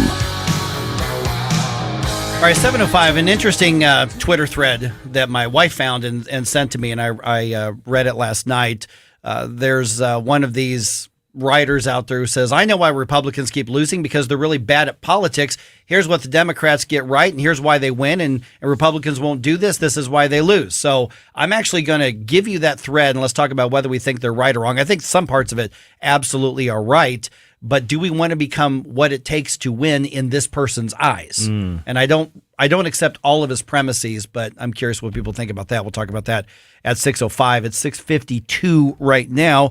I'm Mike Ferguson with Gabe Pfeiffer and Ken Williams. A woman is getting some backlash for where she decided to have her son's 5th birthday. So on Instagram or TikTok or one of those things, I think it was Instagram, she posts the picture of everybody singing "Happy Birthday" to her little boy, 5 years old. Here's how it went. Attention Hooters! This is my best friend Xander. He's turning 5 years old. Can I get a round of applause? It's your birthday, yes it's true. It's your birthday, yes it's true. And we're here to sing for you. And we're here to sing for you. Good news is we sing for free. Good news is we sing for free. Bad news is we sing off key. Bad news is we sing off key. Sound off happy. Bring it down birthday. Happy birthday to you. Okay, so the mom in Iowa was shocked, I say, to find out that when she puts up a TikTok of a bunch of Hooters waitresses singing to her 5-year-old son for his birthday, that some people disagreed with her decision. She's like, what's the big deal? What's the big deal? He had fun. But why though? Yeah. It's like, okay, when I was 5, I wanted to go to Chuck E. Cheese. You know, there's a significant difference between the attractions at Chuck E. Cheese and the attractions, as we say, at Hooters. And I think you know what I'm talking about. Yeah. Yeah, I don't want to sound too snooty, but I mean, when my kids were, I mean, I had girls, okay, but I never even thought of taking them to something like that. Right. It would have been, it was like, hey, let's go to race cars, or let's go to a ball field, or something like that. Not to Hooters. That doesn't make any sense. And first of all, I don't think Hooters is that big of a deal. No, it's not. Personally, I mean, if I go out to eat with somebody and my wife says, "Where'd you guys go?" I'm like, "Oh, we went to Hooters." She's not going to get mad at me. I generally don't go to Hooters, but I don't think it's a big deal. I'm not trying to be all puritanical here. By comparison to all the other restaurants out there, it's probably the most tame of all of them. Did you say breast? I said restaurants. Yep. And so done, sir. Is this bad parenting of the mom to say, "Oh, let's go out to eat to celebrate my 5-year-old's birthday, and let's do it at Hooters and have the girls jump and clap and sing to him"? If you're going there for the specific purpose, I think it's just a bad decision, but it's not. I don't think it's that big of a deal. I think we need to lighten up a little bit. Now, if it was something about maybe stripping, well, yeah, I mean, then that's a different story. But if they like for example, if the dads were there and the boy was there and the boy was just along for the ride getting food, and then these waitresses walked up and gave him a happy birthday, I don't think that's a big deal. Okay. And a lot of people agree with you on the replies in the TikTok. No, I guess my problem is, I mean, Hooters is very specifically a sexualized restaurant. There are lots of restaurants that serve wings. There are lots of restaurants where you can get all the exact same food as a Hooters. Right. So the only purpose, the only difference, the distinction between Hooters and these other American-style restaurants like a Chili's or a Applebee's or whatever is the waitresses and their uniforms. And if you look at the waitresses and their uniforms, if a drag queen was wearing those and dancing and clapping for 5-year-olds, we would be upset. Yeah, that's a fair point. That is a good point. You know, and you're full of those good points. Now I'm full of something. At least my wife says. For what it's worth, there was an apology from Hooters to all of those who were upset. Well, okay, here it is. You want to hear it? Yeah. We at Hooters would like to apologize for the 5-year-old's birthday party at our restaurant. The mother complaining online had 2 very good points. 1, this party was a total bust. And 2, our big bouncers should never have let them enter. And they're in double trouble. Thank you so much for letting it all out and getting it off your chest. We were very touched. Our servers are overflowing with regret and are here if you need some support. And finally, thank you for exposing us to these big issues and keeping us abreast on the situation. Sincerely, Hooters. Okay, complaints can be sent to Jeff at NewstalkSTL. That's our best. Oh, my God. Well, there it is. Well, honestly, Hooters did nothing wrong. No, I don't think so either. But, yeah, that mom. I'm so tired of my water smelling like rotten eggs. Iron foul. It makes my clothes and home smell. And my sink and faucet look dirty. I'm calling Jones Air and Water Treatment for their solution to this pollution. Jones Air and Water Treatment has a solution to your pollution. Call now for your free water analysis at 636-899-1040 and live with clean, great-tasting water. That's 636-899-1040 or joneswater.com on the web. Call us now. Hi, Sean Long for STL FenceWorks. For over 50 years, our time-honored commitment to quality, service, and affordability make STL FenceWorks the go-to authority for fence, deck, and leisure space projects. During these unsure times of severe inflation and supply shortages, you can depend on STL FenceWorks to meet your needs. Being the #1 fence and deck contractor in the state, we've leveraged our position to make contract buy-ins hedging against price increases. Also, our buying power has allowed us to stockpile fence and deck material. There are no shortages at STL FenceWorks. In fact, we have more fence and deck material on hand now than we have had at any time in our 50-year history. Lastly, our commitment to a quality and customer-first approach has never wavered. Your project will be completed by experienced craftsmen in a timely manner, and our lifetime warranty reinforces that commitment. STL FenceWorks warranty surpasses anything offered in the industry. Visit stlfenceworks.com and allow us to bring your backyard dreams to life. As always, at STL FenceWorks, your satisfaction is our passion. For $1 a day, if any covered appliance breaks in your home, we guarantee to fix or replace it. All makes and models, washers, dryers, refrigerators, air conditioners, and more. Guaranteed to be fixed or replaced for $1 a day. Call the Home Service Club now for free information. 800-399-3701. 800-399-3701. 800-399-3701. That's 800-399-3701. KLGY HD3 Clayton, K270BW Bellefonte, KNBS Bowling Green. This is News Talk STL at 1019, 94.1, and always streaming at NewstalkSTL.com. News this hour from townhall.com. I'm Rich Thomason. Better late than never? Well, not when you're talking about a late season hurricane. Powerful storm surge slamming Hollywood Beach, Florida. Hurricane Nicole, now a tropical storm, making its way across central Florida. Nicole made landfall along the east coast of Florida around Vero Beach at about 3 a.m. this morning, and now it's moving further inland, so its winds have decreased a bit. The National Hurricane Center's Robbie Berg. Nicole expected to spread heavy rains up the eastern seaboard in the coming few days. This morning, more than 250,000 Floridians are without power. There's nothing sure yet about which party will control Congress. Republicans are getting closer to a slim majority in the House, while a single contest in Georgia could determine control of the upper house of Congress. There is one race in our state that is going to be moving to the December 6th runoff. That is the race for the United States Senate between Senator Raphael Warnock and Herschel Walker. Georgia Secretary of State Brad Raffensperger on WSB-TV. President Biden says the Democrats did better than expected in the midterms, but he knows voters still have big concerns. The president called election night a strong night for Democrats. And we lost fewer seats in the House of Representatives than any Democratic president's first midterm election in the last 40 years. But speaking at a White House press conference, he also acknowledged that many Americans remain dissatisfied with the country's direction. The voters were also clear that they are still frustrated.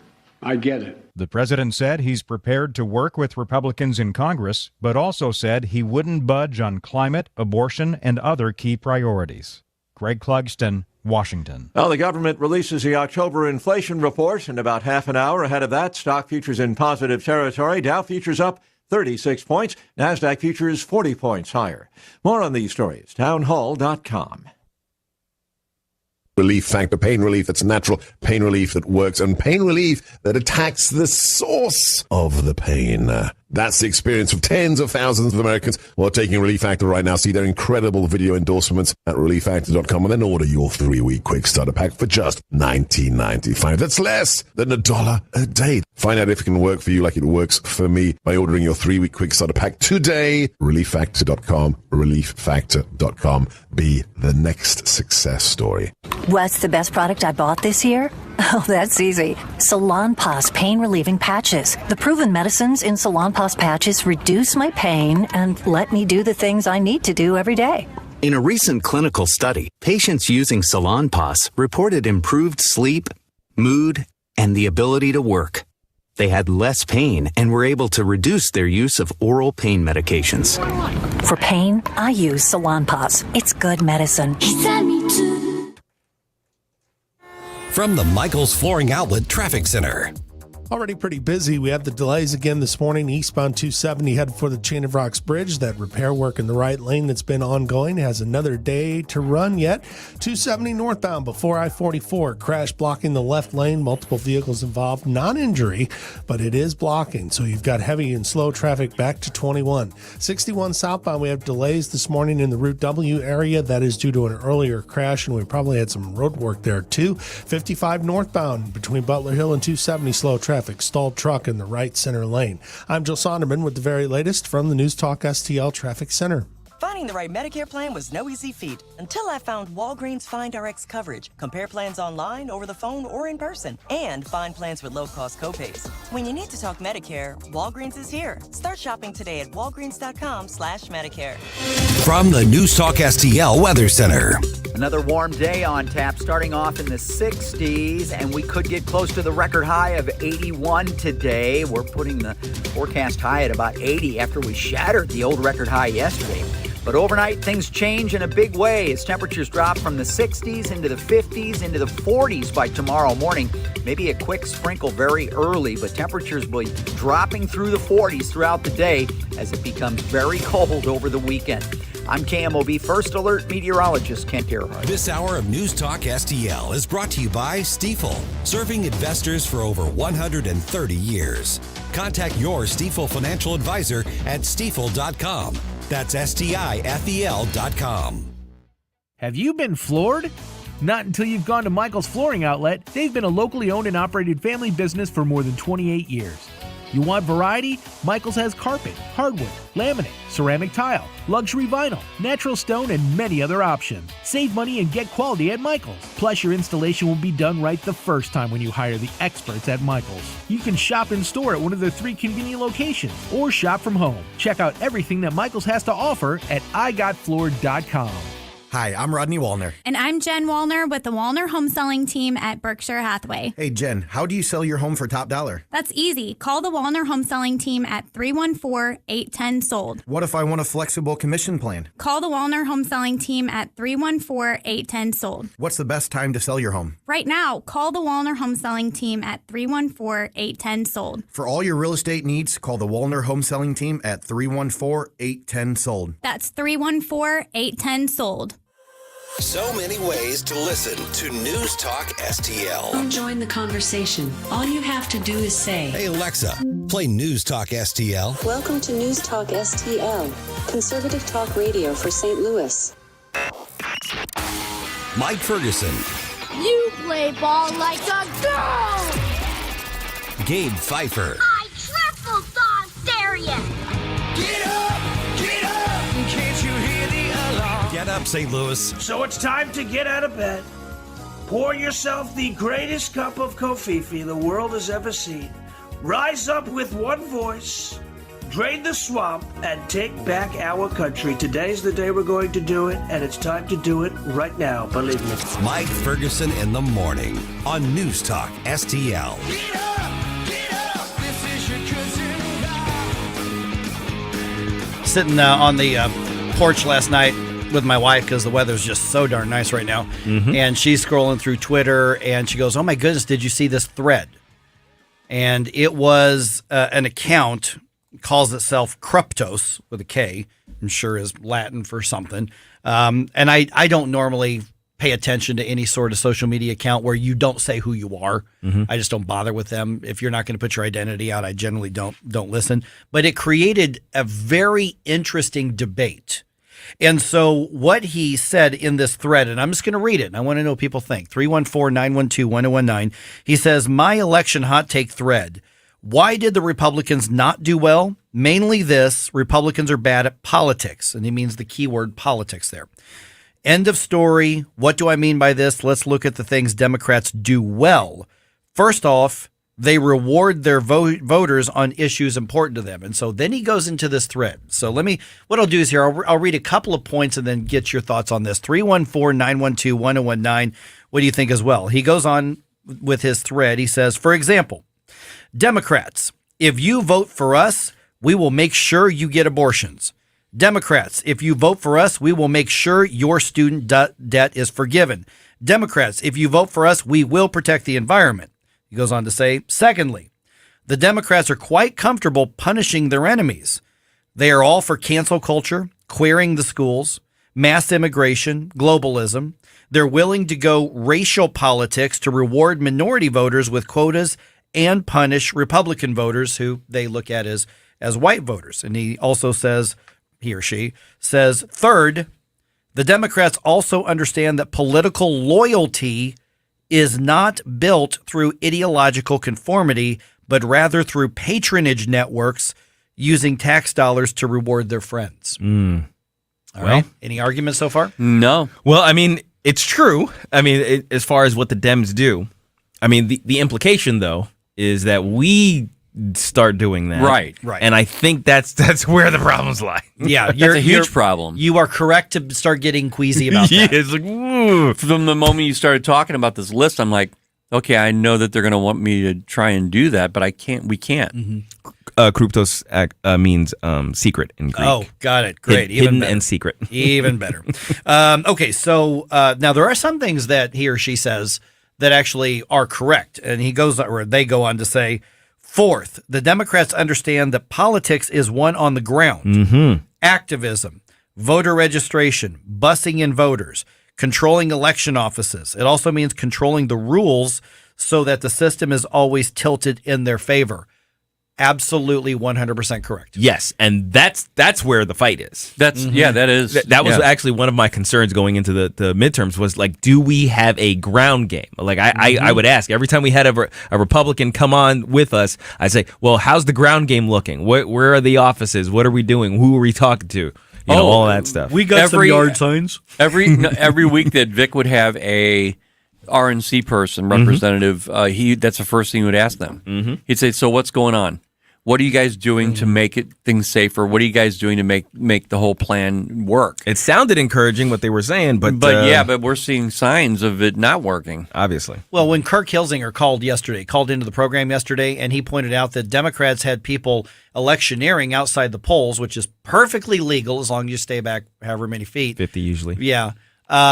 They were paid to do it. That was part of the campaign. Right. I don't know that I've ever heard of a Republican paying somebody to electioneer. You just want somebody who is on board with the cause and believes in the candidate and the issue. We always ask for volunteers. Yeah. But the thing is, we conservative types tend to be profit driven. Which is it's the weirdest thing to me. Yeah. Okay, so they go on to say the Republicans, on the other hand, other than tax cuts, which strangely enough likely benefits Democratic voters more because they have more high-income voters on the left, really don't have a plan to benefit their voters. Next post. Yeah, this is what I want to hear your response to. Yeah. What do Republican voters get from voting Republican? I would argue other than, excuse me, Supreme Court justices, and that can be a dicey thing long-term, the Republicans do nothing to benefit their voters. Nothing.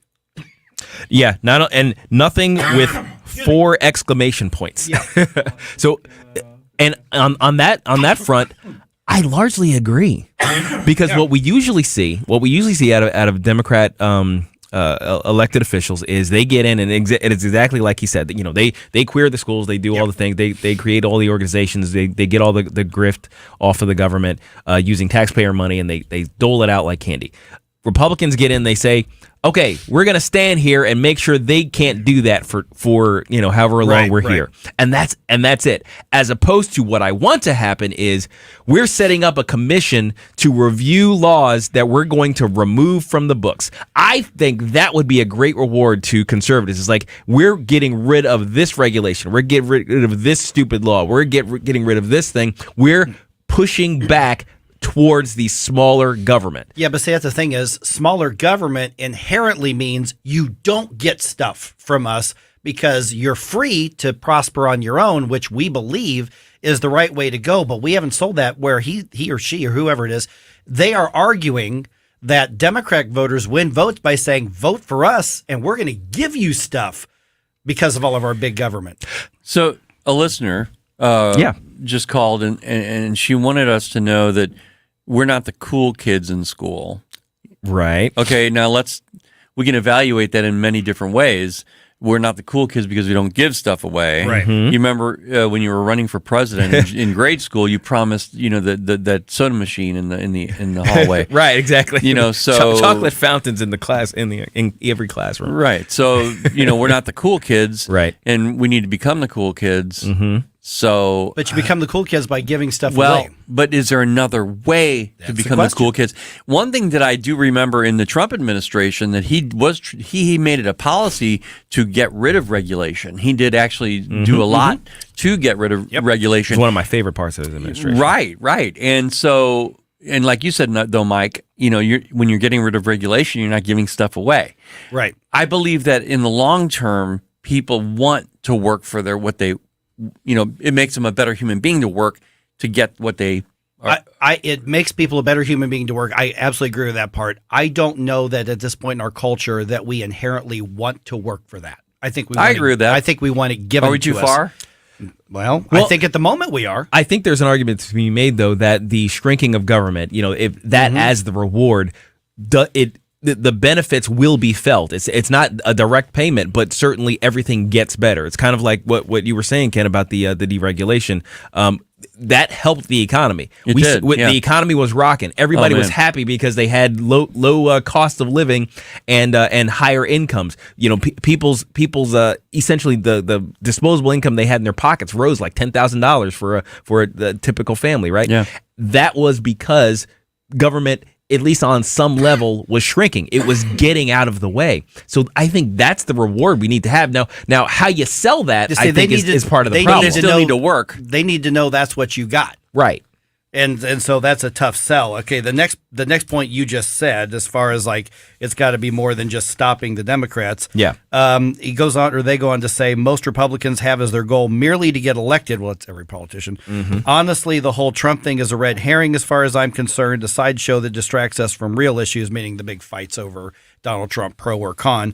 Then they go on to say the problem with the Republicans is that they focus on ideas and policy, often the wrong ideas, over organizing and building on the ground patronage networks within the bureaucracies and other political machines down to the community level.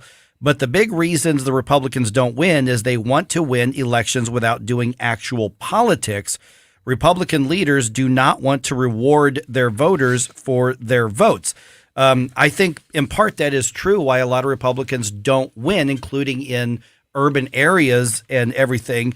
But if the critique is that Republicans focus on ideas and policy, the argument to me, the logical conclusion is that's got to be an afterthought. So you can't make a difference if you don't win the election.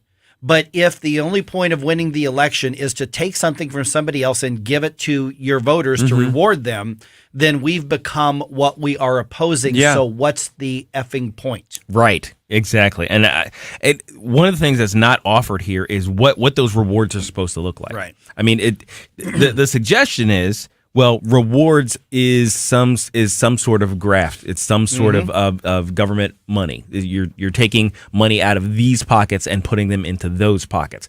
That is definitely not the place to go for conservatives. So now I think we definitely need rebranding. I think we need to be able to advertise our ideology in a better way than we currently do. But this is I don't know. This is veering a little too far. We'll become them. Yeah, exactly. Yeah, Become interesting what we conversation. hate. Yeah. Interesting argument. Alrighty, just ahead here. By the way, if you have a perspective on that, you agree, you disagree with the premise. I think some of the premises are correct, just electorally. I think some of the premises are wrong. I think policies and ideas do matter and should matter, but we do need to brand and sell them better. 314-912-1019. Also, quick update on the radioactivity situation at Jana Elementary School. The government says, hey, we tested, everything's fine.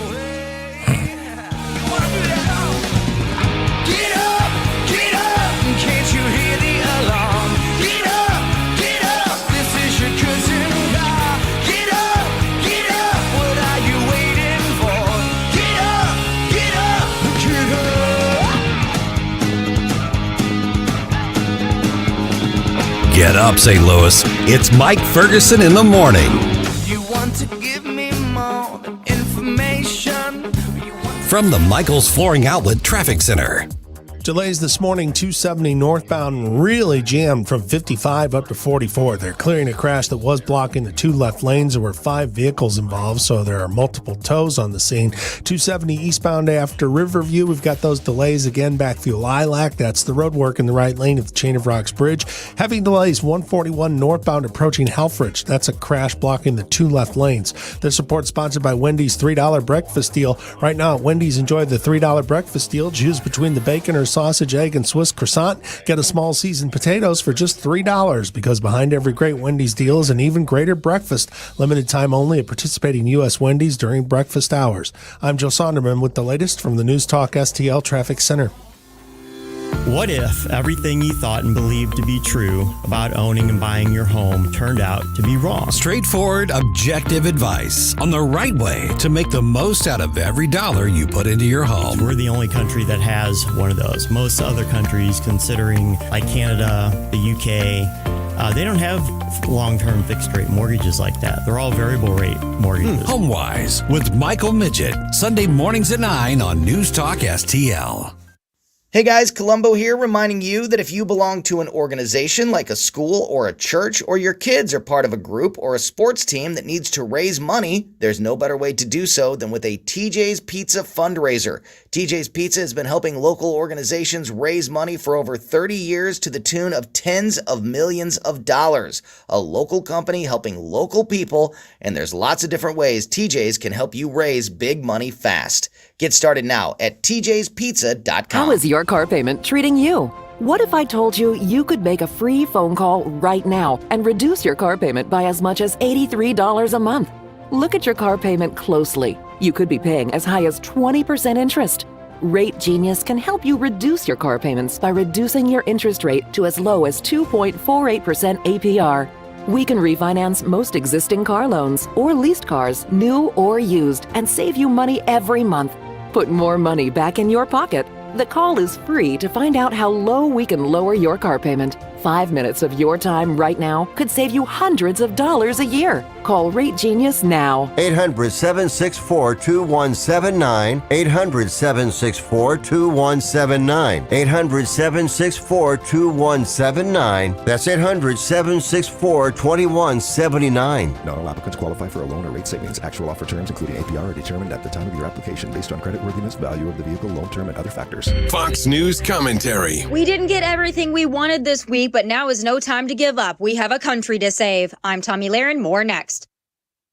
On 9/11, our nation made a commitment to never forget. Since then, it's been the Tunnel to Towers Foundation honoring those words with action. So many people gave their lives while saving others on 9/11. Tunnel to Towers carries forward that legacy of courage and heroism by honoring our country's military and first responder heroes, people who are willing to die for you and me. Donate $11 a month to Tunnel to Towers at T2T.org. That's T2T.org.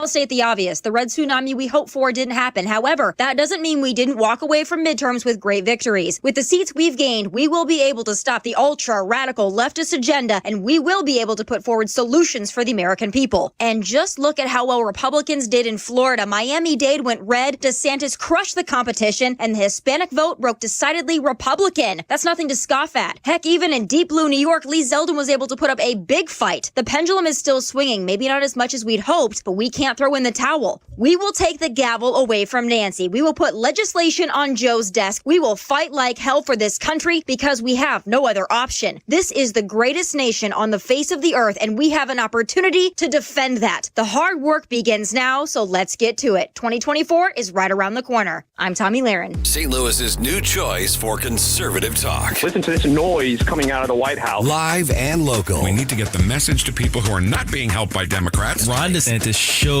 people the back of his hand. This is News Talk STL.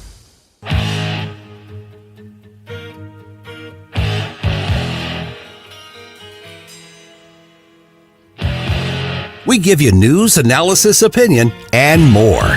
Only on News Talk STL.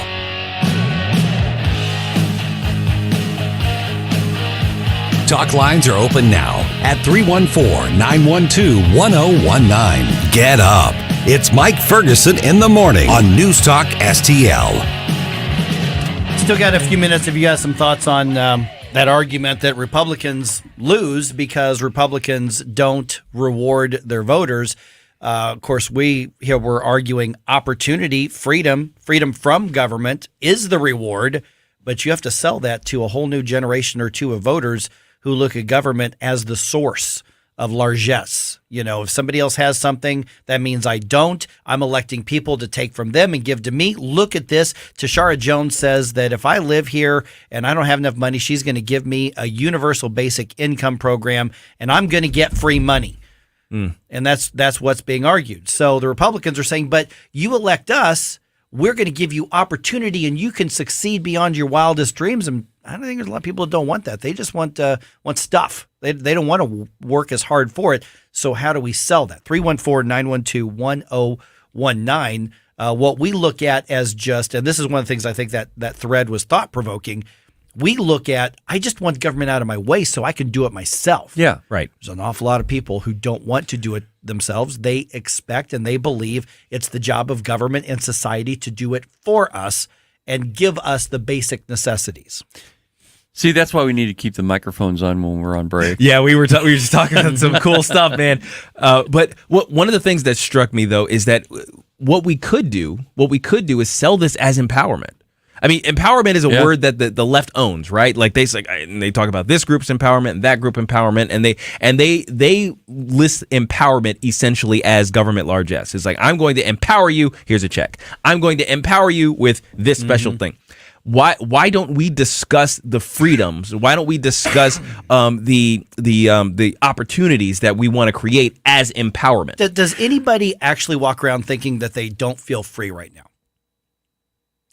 Well, I mean, maybe. Don't get me wrong. They say it, but there are a lot of us where our freedoms absolutely are under assault. They're limited. They've been unconstitutionally taken away.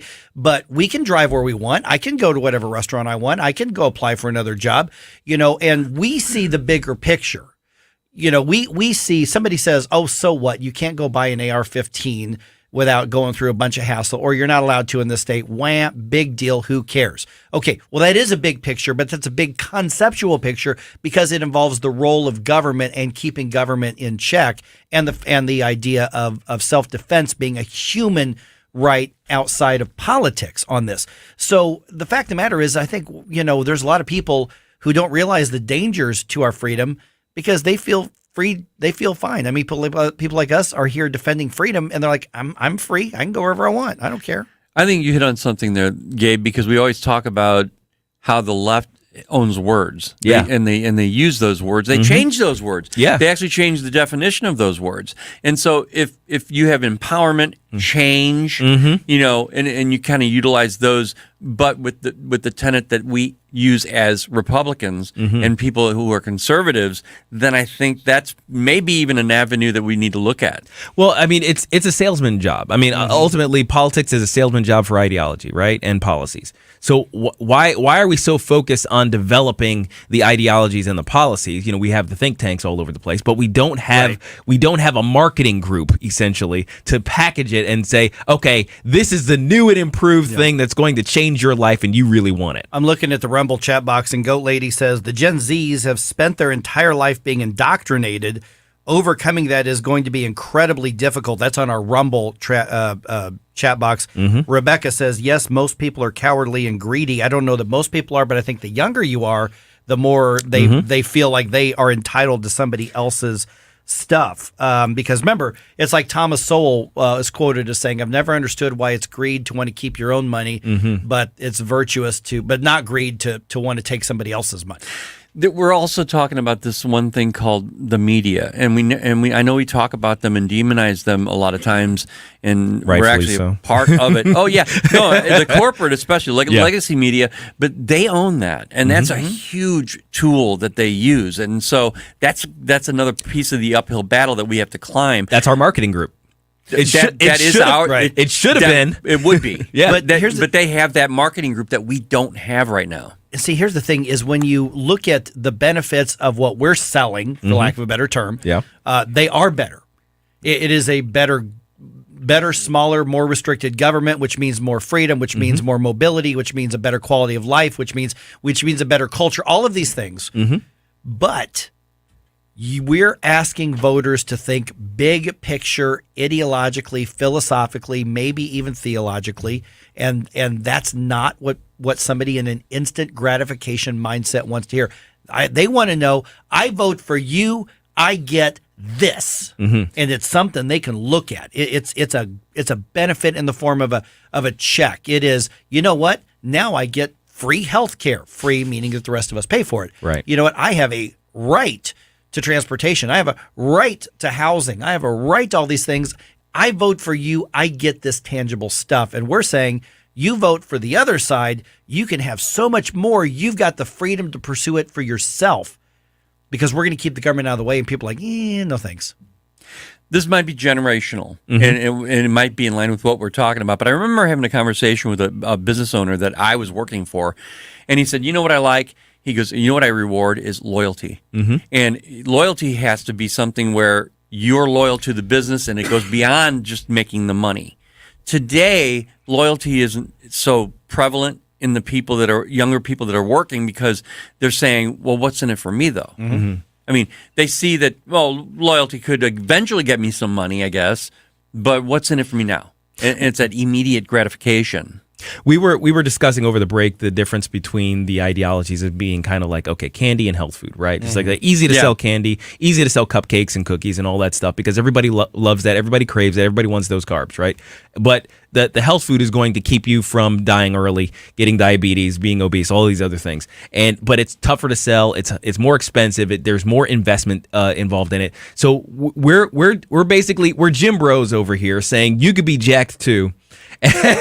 and then the other people, though, they have a cupcake truck, and we're saying, no, come over here. There's a ton of hard work and sweat and pain that's involved, but it'll be great. So how do we sell that? Exactly. How do we sell that really? Steve's on the line. All right, hey Steve, you're on News Talk STL. Hey guys, morning. Yeah, this is a subject that I've been debating with different people for years. I think this tweet has a lot to be said for it. Boiling it all down, which I like to do, a lot of what you guys are saying, we kind of recoil at some of these methods this guy is recommending, because when you get right down to it, politics and governance is a moral issue. And, we have different senses of morality versus than they do. We don't want to stoop to their level. But I think that our biggest problem, I think we're correct in that view, and we shouldn't pander like this guy is recommending. But I think, as you guys have mentioned, Republican messaging and building an argument and presenting it to the American people is just terrible. Yeah, I think so. Yeah, one thing that comes to mind is basically the DeSantis model, right? I mean, and other models of people who've had successful campaigns. Yeah, Carrie Lake. You've got to be able to present something and justify it and build a case for it for the American people, because otherwise they don't. When you say they don't, Republicans, they say, oh, we want to give you tax cuts, but what the common man hears is, oh, they want to, because of the messaging and the media, and another reason why the educational fight is so important. These people have been brainwashed since the 1990s that government is there to help them. Even further back than that, yeah. Yeah, and that's where they're arguing. And all these things are tied together and is multifactorial, but ultimately, Republicans do not have a clear argument, do not have clear ways they state their principles and what the moral case for their position is.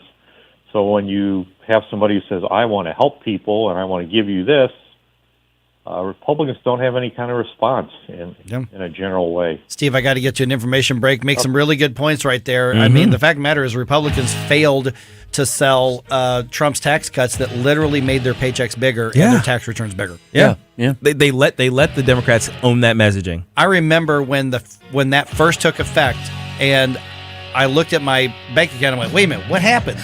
Like, oh, those tax cuts went into effect. Yeah. I'm not a rich guy.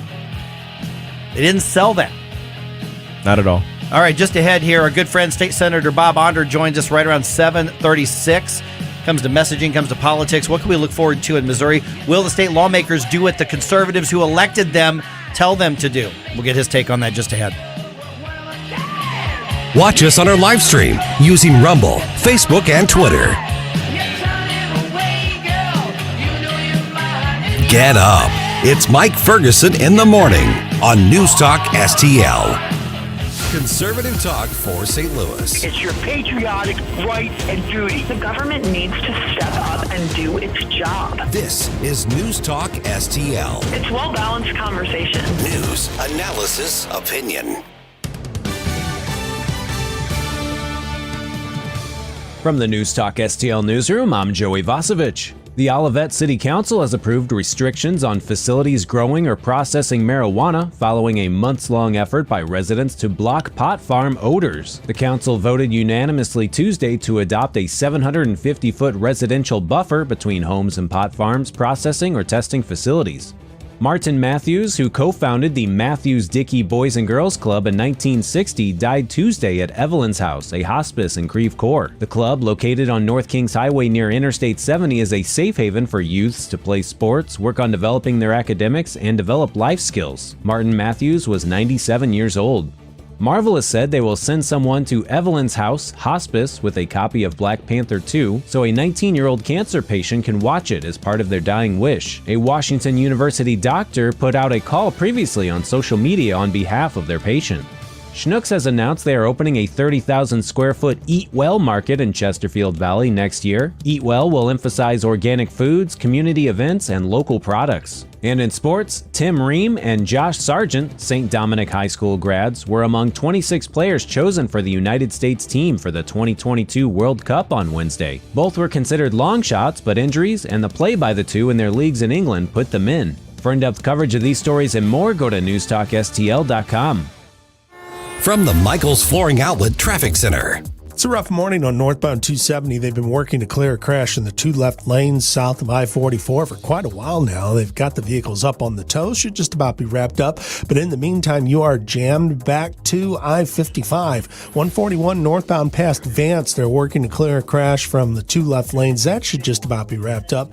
We've got a crash eastbound on 70 at Forestville that has traffic jammed back towards Wright City.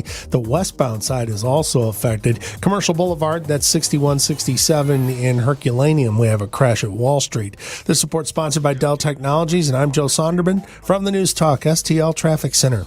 Dell Technologies Black Friday event starts early with up to 48% off business PCs powered by 12th Gen Intel Core processors, plus savings on accessories and free shipping. Call a Dell Technologies advisor at 877-ASK-DELL. From the News Talk STL Weather Center. Another warm day on tap, starting off in the 60s, and we could get close to the record high of 81 today. We're putting the forecast high at about 80 after we shattered the old record high yesterday. But overnight, things change in a big way as temperatures drop from the 60s into the 50s into the 40s by tomorrow morning. Maybe a quick sprinkle very early, but temperatures will be dropping through the 40s throughout the day as it becomes very cold over the weekend. I'm KMOV First Alert meteorologist Kent Earhart. When is a financial help show not just a financial help show? When it's Pocket Watching with JT, the caller-driven financial talk show focused on helping you get your money right. Jason Thornton is a certified financial planner licensed in both tax and investments. You get JT's real reaction to all your money and business questions. Plus, you get JT's take on all the latest financial news. This is not just another financial show. Pocket Watching with JT now every Friday night at 8 p.m. on 101.9 94.1 News Talk STL. Tim Jones and Chris Arps in the afternoon. Kenny Zhu, president of Color Us United. Race became a profitable industry. That's what happened. Racial victimhood. We all believe in civil rights, but then there are people who actually profit off of racial victimhood in this country. Diversity, equity, and inclusion right now, the new hot thing in companies is a 10 billion plus industry. Tim Jones and Chris Arps. Weekdays at 3:30 on News Talk STL. Colombo here for Agers Heating and Air Conditioning. We trust Agers with our home because their number one priority is doing right by the customer. Temperatures are changing outside, and as we transition from warmer temps to cooler ones, if you have any issues keeping your family comfortable, don't wait. Call the great team at Agers so they can address the issue before it gets worse. Because whether it's repairs or replacement, Agers is there with the clarity and attention to detail your home deserves. Contact Agers now at 636-242-6515 or through their website, callagers.com. What happens next? Historic landslide victory! Things did not quite turn out the way we had hoped. Happens right here. Whether you're Republican, Democrat, or Independent, People have spoken. 101.9 and 94.1 News Talk STL.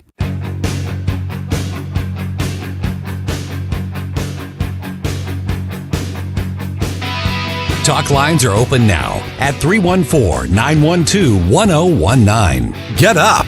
It's Mike Ferguson in the morning. Made in St. Louis for St. Louis. It's News Talk STL. All right, 8:05. Should we still be worried about the impending recession, if there is such a beast? One of the senior economists over at the American Institute for Economic Research says, yeah, that's still something to worry about. So we're going to talk to him at 8:05, get his take on that. Right now, we've got State Senator Bob Onder with us. Unfortunately, about to be term limited out, but fortunately to be replaced by Nick Schroer as well. So we're going to keep a freedom fighter in the state Senate from St. Charles. And so Bob, there's this weird tradition, and Tim Jones was kind of lamenting it yesterday when I was talking to him. The day after elections, all the Republicans got to go to Jeff City, and then they pick the party leadership, which seems awful fast, but that's how they do it. Yeah. And we now have a look at the leadership. So you know a lot of these folks. What do you make of the leadership that's going to be driving the agenda for the Republicans in 2023? Well, actually, traditionally, the House has had leadership elections the day after the election. The Missouri Senate actually the next day. So today will be the Senate leadership elections. So we don't yet know, for instance, whether Caleb Rowden, who has been the floor leader for the last couple of years, or my good friend Andrew Koenig, who is a good freedom fighter, a leader on pro-life, on cutting taxes, whether he will be the next pro tem of the Missouri Senate. And likewise, we don't know whether Cindy O'Laughlin, a good conservative from Northeast Missouri, will be the next floor leader, and or Mike Bernstein is the other person running, who is more of a moderate. He brought us the Pelosi map, as you and I talked about many times on this show. So the House has their leadership team in place, but the Senate does not yet. Good morning, Bob. Gabe here. Should the conservatives be full of hope or dismay about the upcoming legislative session? Or maybe a combination of both? Yeah. Yeah, well, I think we have some great conservative fighters who got elected to the Missouri Senate. There were actually 5 races that I got involved in, and others in the conservative caucus got involved in, and we were 5-0. We elected, as you mentioned, Nick Shore as my replacement. Mary Elizabeth Coleman, she beat the House author of the Pelosi map.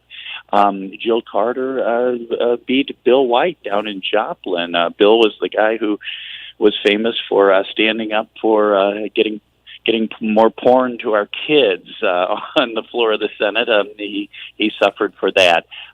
Curtis Trent was a good conservative who ran for, unfortunately, unsuccessfully for Speaker of the House a couple of years back. And then, of course, Ben Brown, the proprietor of Satchmo's Restaurant, who fought Sam Page in St. Louis County, got elected. He's going to replace Dave Schatz, the author of the gas tax increase. So I am very much hopeful in terms of the roster of new people that we're bringing to the Missouri Senate. On the other hand, I think the leadership election in the Senate today will have big consequences. It will be night and day different if Andrew Koenig is leading the fight for freedom and family values, Missouri values, lower taxes, or whether, honestly, a guy who values his relationship with the liberal Democrats, Caleb Rowden, is running the Missouri Senate.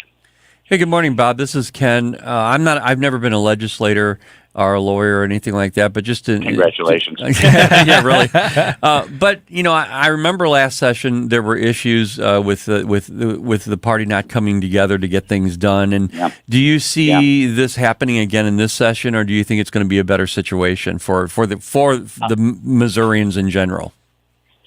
I am hopeful it will be better. And, it's funny, sometimes that phrase, get things done, is the phrase the moderates use, by which they mean cranking through a bunch of special interest lobbyists' bills so that they can curry the favor of the Jeff City swamp.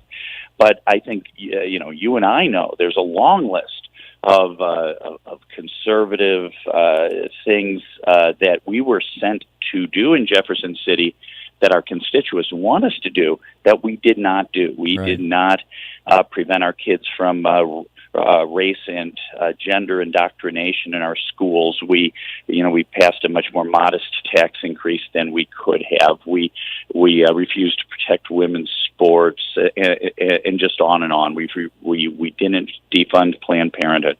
So I do think I am hearing a little bit that some of the moderate Senate members, and I keep talking about, I don't mean to focus overly much on the Senate, but most of these things we're talking about, if we can get them through the Senate, they will go through the House, regardless of the House leadership. But yeah, I think I am hearing a little bit that some of the moderates, they took a lot of heat back home.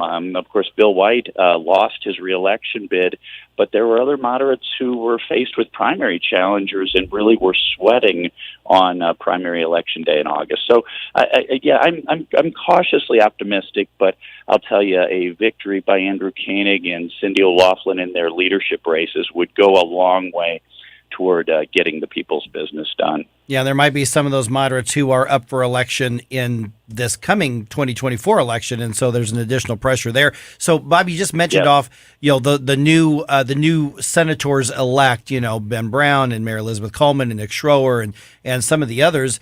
Does that shore up enough numbers of people who, like, for instance, would have been conservative caucus members, if that were still around? Yes. But does that give us more hope to get all of those things you just said actually done? School choice, protecting kids from the critical theories, all that kind of stuff. Do you think that there is more of a chance this year than there was last year? I think there's somewhat more of a chance. There's no question, though, that there has been a ruling coalition in the Missouri Senate of all of the Democrats who were united in, opposing the reforms we're talking about, and the moderate Republicans. So even though we, in theory, have Republican supermajorities, it turns out the left has a supermajority in the Missouri Senate because power is so top-heavy in the Missouri Senate. Traditionally, we've said that individual senators have more power, and it's in the House that power is top-heavy. But, unfortunately, if Dave Schatz, the outgoing pro tem of the Missouri Senate, if he wants to send all the pro-life bills to a committee, Bill White's committee, where they all die, which is exactly what he did, those bills all die. If Caleb Rowden doesn't want to give any floor time to banning critical race theory bans die.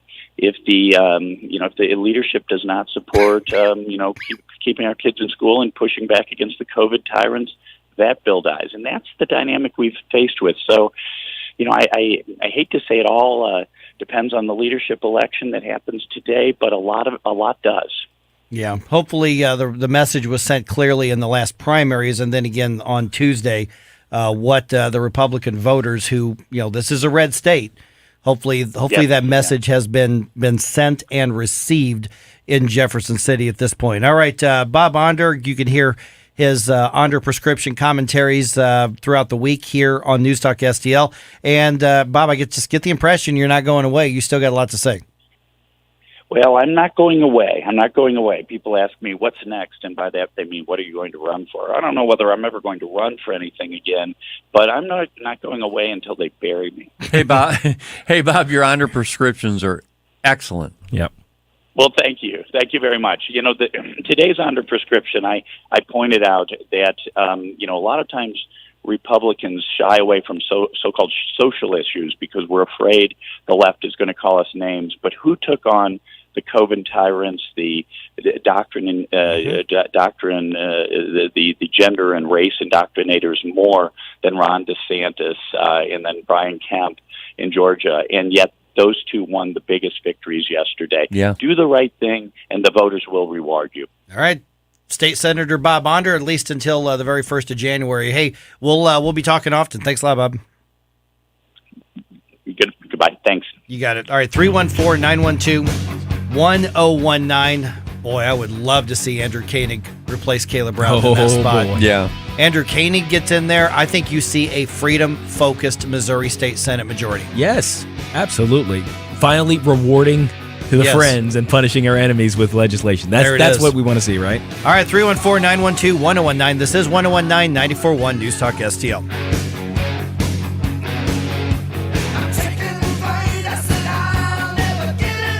Get up, St. Louis. It's Mike Ferguson in the morning. Made in St. Louis for St. Louis. It's News Talk STL. From the Michaels Flooring Outlet Traffic Center. Our news is a little bit better on northbound 270. They cleared a crash at I-44 just after 7:30 this morning, but that traffic was jammed all the way back to I-55. It's starting to unwind a little bit, so stick with the interstate. 141 northbound past Vance. They should just about be wrapped up with a crash. Only the right lane was getting by there, though, and you had a delay back to 44. Eastbound 70 at Forrestal. They're working with a crash in the median. Still have the left lane closed. They were waiting for a tow truck when I saw it a few minutes ago. This report sponsored by Wendy's $3 breakfast deal. Right now at Wendy's, enjoy the $3 breakfast deal. Choose between the bacon or sausage, egg, and Swiss croissant and get a small seasoned potatoes for just $3, because behind every great Wendy's deal is an even greater breakfast. I'm Joe Sonderman. That's the very latest from the News Talk STL Traffic Center. The Vic Porcelli Show. Thursday, right out of the gate at 9:05, we'll ask our great friend Karen Cataline about no red tsunami, no red wave. What happened? Weekday mornings at 9 on News Talk STL. As a noun, hiatus is an interruption in time, a pause, or a break. As a tequila, hiatus is naturally clean yet complex, ideal for sipping neat, but it also shines in a cocktail. Some companies cut corners, but we prefer to take our time, as our blue agave plants take up to 8 years to fully ripen. We got your taste at Hiatus Tequila. Go on a hiatus from the everyday. You deserve it. Get 10% off your first order using coupon code HOLLY10 on shophiatustequila.com. Open enrollment for anyone covered by Affordable Care Act is now open through January 15th. So now is the time to act. Hi, this is Mike Butts with MB Health Insurance Agency. And regardless if you are new or renewing your health insurance, the process can be confusing and very time-consuming. MB Health is local here in St. Louis, and we will handle your enrollment quickly, properly, and effectively. Call Mike Butts and his expert team at 314-544-5400. Or visit mbhealth.com. Does your current bathroom need to be updated immediately? Introducing One Day Bath and Shower Remodeling, the complete and hassle-free way to get the new bathroom of your dreams in as little as 1 day and for as little as $199 a month. Yes, the experts at One Day Bath and Shower Remodeling will come to you anywhere in the country and show you all the customized options. Now you can have a brand new bathroom in as little as 1 day. Large or small bathrooms, if you want a new bathtub or shower installed, we can do it in as little as 1 day. And if you call right now, you can save $750 off your remodel. We make it easy by offering you financing as low as $199 per month. Call now to schedule your free in-home consultation. 855-672-1566. 855-672-1566. That's 855-672-1566. Listen anytime. It happens anywhere, everywhere. Every day continues to bring more news with the News Talk STL app. Keep St. Louis's home for conservative talk with you wherever you go. Download the News Talk STL app in the App Store or at NewstalkSTL.com.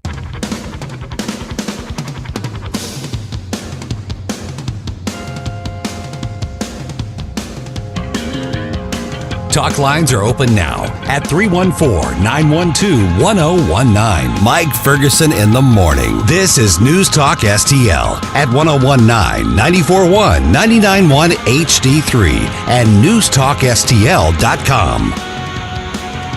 Just kind of a quick note of an event that's coming up. This is going to happen on November 16th, which is what? That's Wednesday, I think. Yeah. Wednesday, November 16th.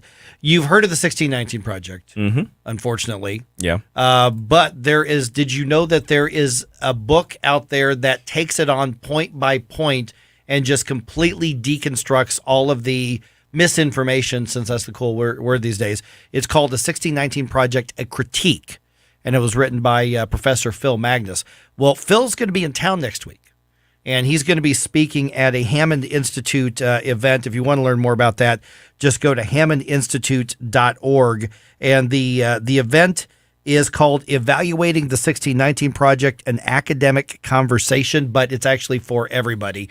And he went through and just methodically and academically picked apart the 1619 Project, to the point where the author of the 1619 Project has actually blocked him on all social media because she couldn't answer his questions anymore, so she got tired of being exposed. This is fascinating stuff because as we turn from the midterm elections here, we should be turning our attention to the April municipal and school board elections, because the 1619 Project has been adopted by so many school districts as part of the history and social studies curriculum. It's got to stop. It has to stop, but it's only going to stop when we elect good people to school board races. And that's where I think our focus should be over the next few months. I mean, the dust is still settling on the midterms. We don't even know what the final numbers are going to be. We know the Republicans are going to have a very slight control of the U.S. House of Representatives. Senate remains up for a debate. It looks like it's at least going to be a 50-50 tie. Maybe Republicans will have one or two more, but the Republicans are going to have the House. So before we get all worked up over the 2024 elections and the presidential race and whether it's Biden versus Trump or Biden versus DeSantis or Trump versus DeSantis or anything like that, may I humbly suggest that we start putting a focus on the school board races and the city councils and all of those races, because I think those are the most crucial right away. Don't get distracted by something in 2024. It'd be the most productive. Oh yeah, absolutely. I mean, the school board races, we put a big effort into that in the conservative movement here in the St. Louis area, and we saw several seats won. Most of those conservative, or at least the candidates who branded themselves as conservative, almost all of them turned out to be phenomenal assets. There was one that didn't turn out very great. But the rest of them, absolutely. We need another batch of them to send in reinforcements. So that's where I want to see our focus over the next few months. There are school boards around the country who, they focused on actually getting candidates into those races, and they've flipped. They've managed to flip the entire script on that thing. So a super majority liberal school board has been turned into a conservative school board. And that's just a matter of focus. It's a matter of attention and effort on our part. And focus. So we need to stay on it. We need to stay on this. This is not over by a long shot. Right. And also don't discount your city council races. I mean, how many communities now are doing all of the nonsensical woke stuff, whether it's public facilities or simply backing left-wing causes. That's an area where City Hall should be worried about the parks and the streets and the police force and the fire department. But increasingly there is pressure and culture for City Hall to take on all these big, massive cultural issues and shut out conservative viewpoints and voices. So we need to make sure that there are good conservatives and libertarians in city halls around the region. Now, the best case scenario for them is to say, no, that's not government's job, and push back and just let culture be culture. Right. But particularly the school districts, man, we have got to win more seats on the school districts, and that's what we've got to focus on. We got to take back all of our institutions, and the school boards are, I won't say the easiest to get to, but, certainly one of the most important that we need to get to. We have to do what the Democrats have been doing for the last 2 decades, at least. Yep. And this has been part of the plan. They took over, they captured the education establishment from K through 12, then the academies. Well, really the academies and then K through 12. Yep. And I'm telling you, you're going to hate this, but conservatives, you need to see the plan. They wrote it. They published it. It's called Rules for Radicals. Read it. It's all Saul Alinsky laid it out there. You need to understand what they're doing, so read Rules for Radicals. All right, just ahead. Hey, inflation. Oh, yeah, that. Talk about that at 8:05. News Talk STL is proud to have Doug Voss of Safe Money Radio as part of our lineup each week. Doug has been a staple on St. Louis radio for many years as one of the leading financial experts in the area. You can hear Doug and Safe Money Radio 3 times every weekend on News Talk STL. But in case you miss anything, you can check it all out at DougVossSafeMoneyRadio.com. What else do our listeners need to know, Doug?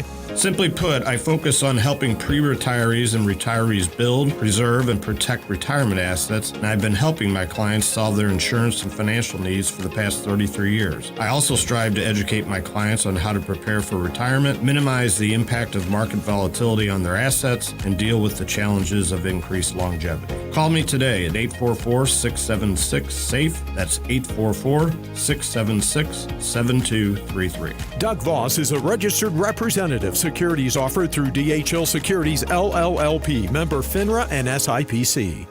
In times of economic uncertainty and chaos, your money means nothing. You may not even be able to get it from your bank or ATM. And the money you do have in the stock market will go down and down. What you can bank on is gold and silver. Gold and silver have been a reliable and trusted form of currency for thousands of years. Gold and silver have never been worth zero, and typically gold holds its value during economic turmoil. Call the Gold Hotline now and learn how to protect your money and your assets with gold and silver. And learn how to set up a new IRA or roll over your current one into a gold-backed IRA. Protect your money from the next market crash with gold and silver. Call now for your free gold guide. 800-281-4224. 800-281-4224. 800-281-4224. That's 800-281-4224.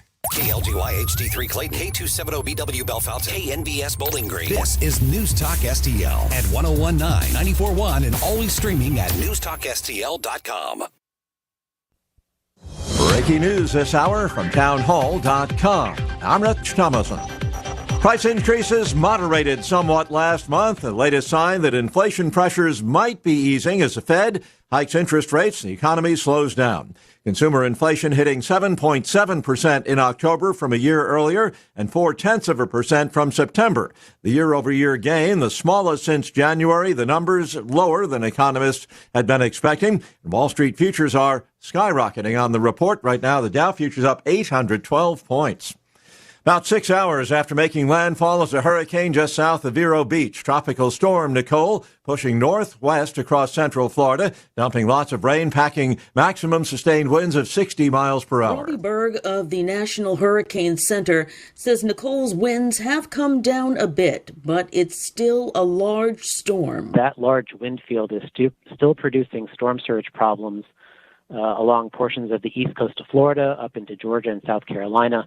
And then even later today, we'll see some storm surge flooding in the Appalachia Bay area of Florida. Berg says Nicole is expected to continue moving across central Florida, possibly emerge over the far northeastern Gulf of Mexico this afternoon, and then move across the Florida Panhandle and Georgia tonight into Friday. I'm Donna Warder. Control of the Senate could come down to a single contest, a runoff between Republican Herschel Walker, Democrat Raphael Warnock in Georgia. Under Georgia law, if no candidate crosses the 50% threshold in the general election, then the top two vote getters advance to the next round of balloting.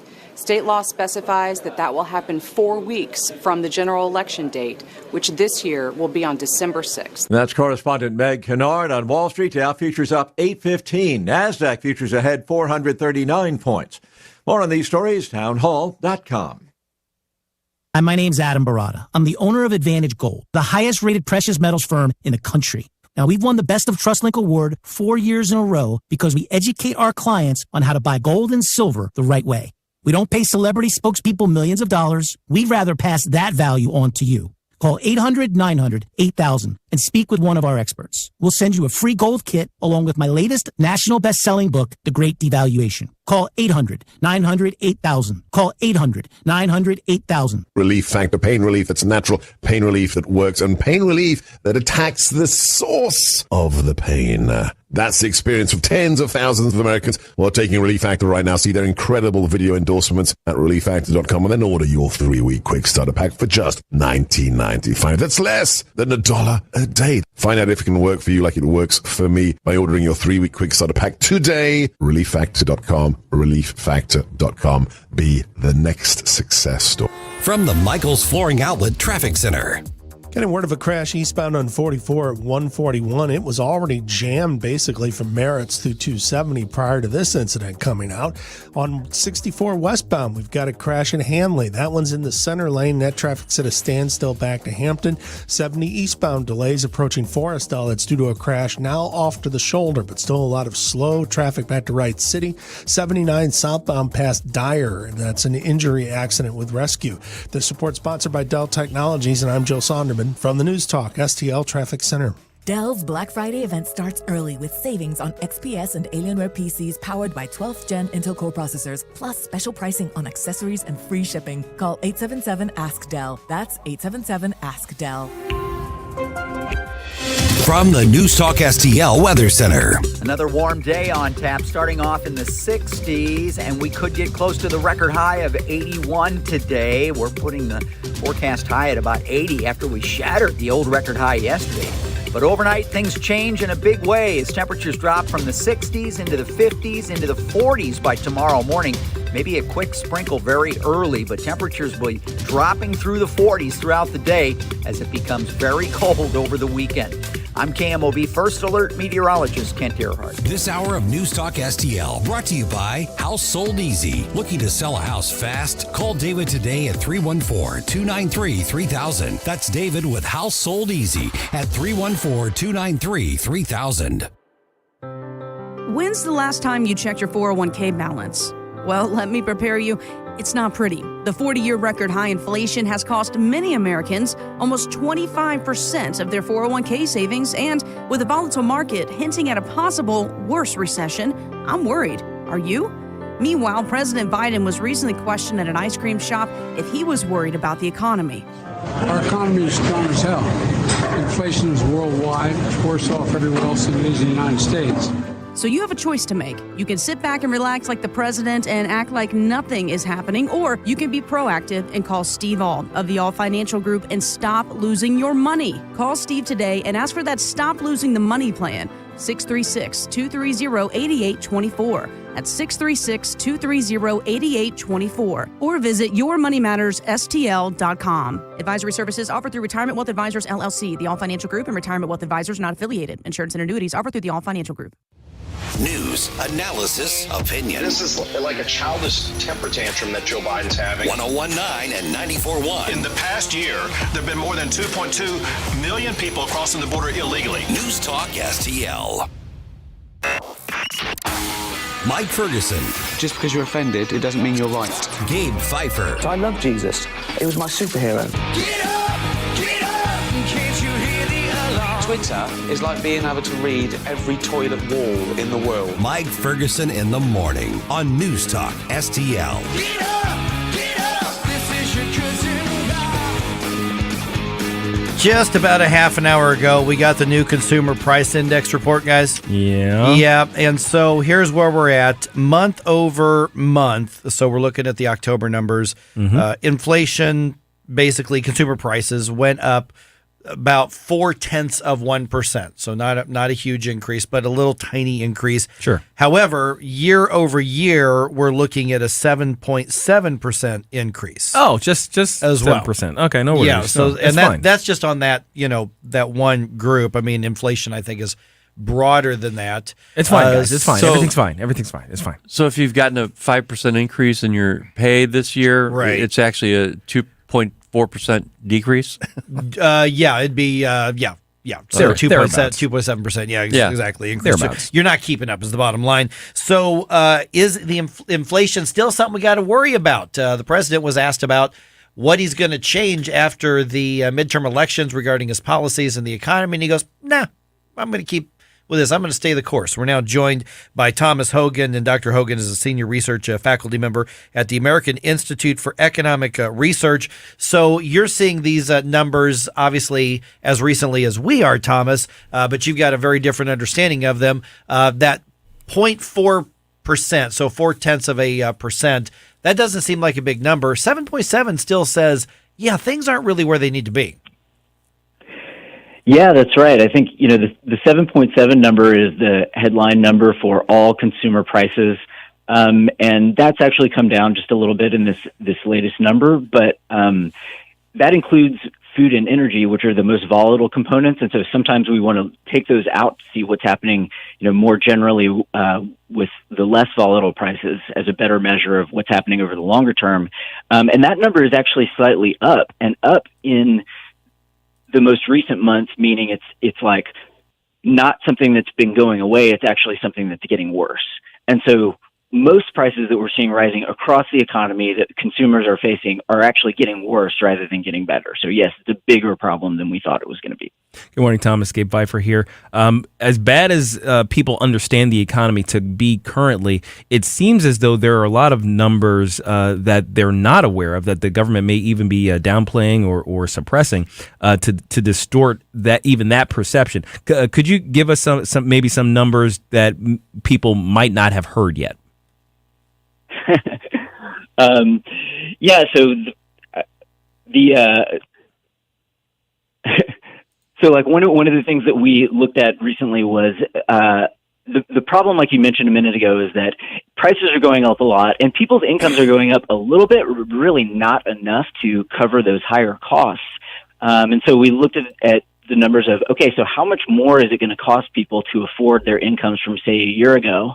And it turns out it's about $11,500 for the average American to be able for them to be able to afford the stuff that they were buying a year ago. And so, Americans' incomes, their real incomes, are going down because the prices of everything they want to buy are going up, and their wages just aren't going up enough to keep up with it. And so this is a huge problem that we're seeing across the economy, which means it's not a supply factor. It's driven by bad monetary policy by the Federal Reserve. It's a problem that's being caused by the government. Yeah. So just so I'm clear, you said $11,500 just to maintain my current lifestyle is how much more I'm paying for the average American, yes, it's that much more expensive. And so, that's a big reduction in the amount that Americans can really afford to buy, and a big reduction in their standard of living. Good morning, Thomas. This is Ken Williams. Now, see, I was going to ask you a question similar to that, but I want to reflect on what happened from the origin of the Biden administration. $2,400 people were losing per year at first. That's what the first announcement. Then it went up to $4,600, then the $6,800 a year that people are actually losing, for getting the same amount of product that they would normally get. And you're saying $11,500. Do you see it going up? So that was done before the most recent announcement. In fact, a couple of months ago, and like I said, I think core CPI inflation that we're just seeing now is actually going up rather than going down, and so it looks like this problem is going to be worse and more persistent than we expected it to be. And the president was asked about that following the elections this weekend. As I mentioned a little bit ago, he says, no, we're staying the course. We're not changing anything. We think we've got the best plan. Inflation Reduction Act. What could or what should be changed in order to help bring inflation obviously under control? Because regardless of whether you like or don't like who won the elections, this is still hurting us all. Yeah, it's crazy. Inflation in a lot of the polls was the number one issue for American voters, but a lot of politicians were downplaying it and saying it's not a problem. But, Americans know better. They're seeing price increases in everything that they buy, higher prices at the pump, in the grocery aisle, higher prices for homes and cars. And, so that's a huge problem, and it's strange that politicians don't want to do anything about it. But really, a lot of this is caused by, the Federal Reserve. The Federal Reserve manages the money supply for the country. They do that by raising and lowering interest rates and buying and selling bonds. And they had said early in the recovery, early in 2021, we think this is a short-term problem. It's really transitory. It's going to go away soon.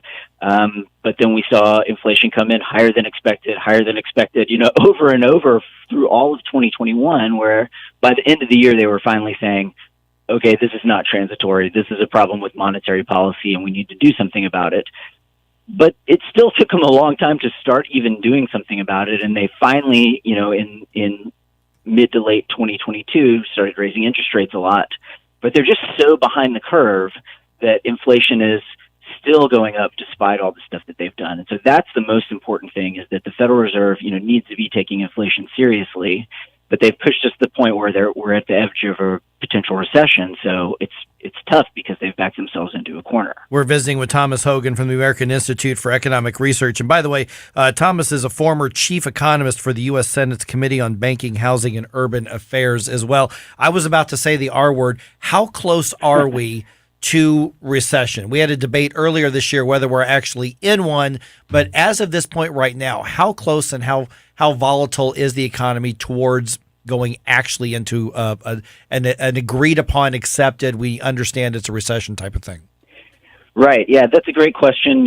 Like you said, in the first half of this year, we were technically in a recession in that GDP was negative in the first two quarters, but it was weird because the jobs market was strong, consumer spending was strong, and so even though we were technically in a recession, domestically it was mostly good. A lot of that was caused by the foreign problems, Russia's war in Ukraine, that kind of thing.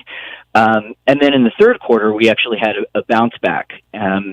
But despite that, most economists are predicting that we're going to have a recession within the next 12 months. And kind of the big question is, okay, is this going to be a small problem of just getting back on track, or is this going to be a big downturn? It looks like most of the indicators, like the jobs market and spending, are still strong, but we have seen a big dip in consumer confidence. We've seen some retraction in business spending. We've seen some big companies laying off workers. And so, there is a big worry about what's going to happen here, and I think largely it has to do with the Fed's policy. Can they get inflation to come down without causing a big recession? Thomas, there seems to be a lot of consternation about where the numbers are going and how the predictions are working out in these past couple of years versus previous years. We're seeing strange things like what you described with the negative GDP versus a strong labor market, or a strong consumer market even. So have you folks in the economics world had to reevaluate what numbers you're looking at, the way you evaluate them, and how you come to your conclusions? We have, but unfortunately some of the people at the Federal Reserve have not. And so that's a big, big problem. So, this was the same thing that we saw in 2008 with the Great Recession, that the Federal Reserve kept saying there's not going to be a recession, there's not going to be a recession. Even in September of 2008, they were saying, we're 90% sure there's not going to be a recession. The recession had actually started in December of 2007. So 10 months in, they were still saying there's not going to be a recession because their models of the economy were just totally wrong. Their fancy math models were wrong. And that's what's happening again now, is that they keep predicting, there's no inflation. Inflation's going to come down. It's not really a problem. And Fed Chair Powell has said our models were wrong. We made a big mistake. And so now that they've realized that, we would hope that they would start over and try to look at actually what's happening in the real world, but they don't seem to be doing that. So, yeah, I'm still worried about it. All right. Thomas Hogan from the American Institute for Economic Research. I know you publish a lot, big papers and also, observances of what's happening in the economy. Where do we keep track of all that? Yeah, that's right. Our website has new articles coming out every day that you can read about what's happening in the economy, and the website is aier.org. All right. Dr. Thomas Hogan, appreciate you being on the program. Yeah, thanks a lot. All right, 314-912-1019. We know the economy sucks. Yeah. We know that just doubling down on what's been done is not going to work, but we'll see how it goes the next 2 years. I say brace for some pretty rough times is what I think is going to happen. Absolutely. All right, got an update on some of the news stories affecting our lives, including the federal government saying, you know what, radioactivity at Jan Elementary School, it's fine. Well, you don't need to be all scared. I'll give you the update starting in about 4 minutes here on 1019 94.1 Newstalk STL.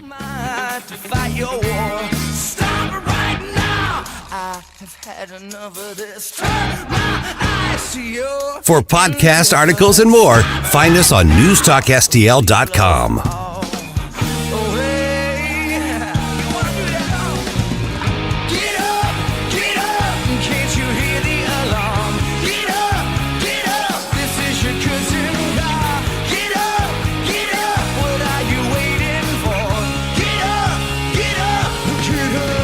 Get up, St. Louis. It's Mike Ferguson in the morning. Made in St. Louis for St. Louis. It's News Talk STL. You want to give me more information? From the Michaels Flooring Outlet Traffic Center. Some pretty lengthy delays eastbound 44 approaching 141. We've got a crash blocking the left lane. It's almost back to Antire. 6440 westbound Kings Highway to Hanley jammed up. We've got a crash blocking the center lane there. 79 southbound past Dyer closer to Old Monroe. We've got a very serious crash. 270 eastbound past Riverview. We have the road work that's been ongoing. They've got the right lane closed, so that is backing up towards Lilac. 70 eastbound is busy approaching Forestel, but it's doing better. We had a crash that snarled things there earlier, but it's been cleared for a bit. This support sponsored by Wendy's $3 breakfast deal. Right now at Wendy's, enjoy the $3 breakfast deal. Choose between the bacon or sausage, egg, and Swiss croissant and get a small seasoned potatoes for just $3, because behind every great Wendy's deal is an even greater breakfast. I'm Joe Sonderman from the News Talk STL Traffic Center. Since 2007, the state of Missouri and local governments have handed out almost $5 billion in tax subsidies or abatements to private developers. That money could have gone to basic services like schools and public safety. And studies show these subsidies don't produce the promised jobs and growth. If developers want to build a sports stadium or shopping mall, why should they be given our tax dollars to do it? It's time to reform economic development subsidies. The Show Me message has been brought to you by Show Me Institute and Show Me Opportunity. Columbo and Katie. Their job at this incredibly upscale, fancy restaurant in London is to go around to the tables and hand feed grapes to the customers. I don't even want to be disturbed by a waiter that's filling up my glass every 5 seconds or asking me how I'm doing every 5 Correct. seconds. Mhm. I couldn't imagine someone coming over to me and being like, and a grape for you, my dear. Tony Columbo, Katie Fitzpatrick. Weekdays at 2 on Newstalk STL. 1949, the last time a Republican held the top post in St. Louis City. A gallon of milk was 84 cents, and streetcars ran down Grand Avenue. The city was booming. Unfortunately, St. Louis city streets are no longer the epicenter of family and business life. In the 80 years of Democrat control, our city has been on a steady decline. St. Louis City Republicans believe it is our duty to provide a different path forward. Learn more at stlouisrepublicans.com. Paid for by St. Louis City Republican Pat Curtis, Farber Treasurer. For $1 a day, if any covered appliance breaks in your home, we guarantee to fix or replace it. All makes and models, washers, dryers, refrigerators, air conditioners, and more. Guaranteed to be fixed or replaced for $1 a day. Call the Home Service Club now for free information. 800-399-3701. 800-399-3701. 800-399-3701. That's 800-399-3701. Fox News commentary. We didn't get everything we wanted this week, but now is no time to give up. We have a country to save. I'm Tommy Lahren. More next. On 9/11, our nation made a commitment to never forget. Since then, it's been the Tunnel to Towers Foundation honoring those words with action. So many people gave their lives while saving others on 9/11. Tunnel to Towers carries forward that legacy of courage and heroism by honoring our country's military and first responder heroes, people who are willing to die for you and me. Donate $11 a month to Tunnel to Towers at T2T.org. That's T2T.org. I'll state the obvious. The red tsunami we hoped for didn't happen. However, that doesn't mean we didn't walk away from midterms with great victories. With the seats we've gained, we will be able to stop the ultra-radical leftist agenda, and we will be able to put forward solutions for the American people. And just look at how well Republicans did in Florida. Miami-Dade went red, DeSantis crushed the competition, and the Hispanic vote broke decidedly Republican. That's nothing to scoff at. Heck, even in deep blue New York, Lee Zeldin was able to put up a big fight. The pendulum is still swinging, maybe not as much as we'd hoped, but we can't throw in the towel. We will take the gavel away from Nancy. We will put legislation on Joe's desk. We will fight like hell for this country because we have no other option. This is the greatest nation on the face of the earth, and we have an opportunity to defend that. The hard work begins now, so let's get to it. 2024 is right around the corner. I'm Tommy Lahren. The news and talk that affects St. Louis. 40-year high inflation. Roe v. Wade. Border security. Rising crime. This is 101.9 and 94.1. What's happening? That is happening. The issues that impact Every day. News Talk STL.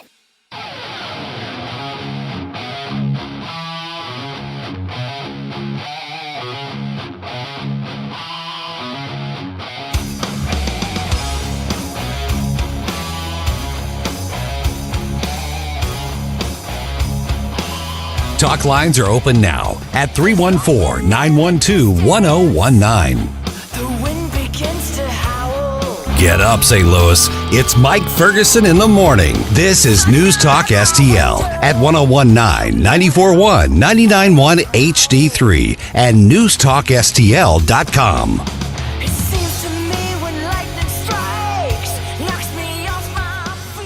You remember when it was cool to say, we've got an overpopulation problem. Yeah. We're going to use up all our natural resources. We're not going to have any food.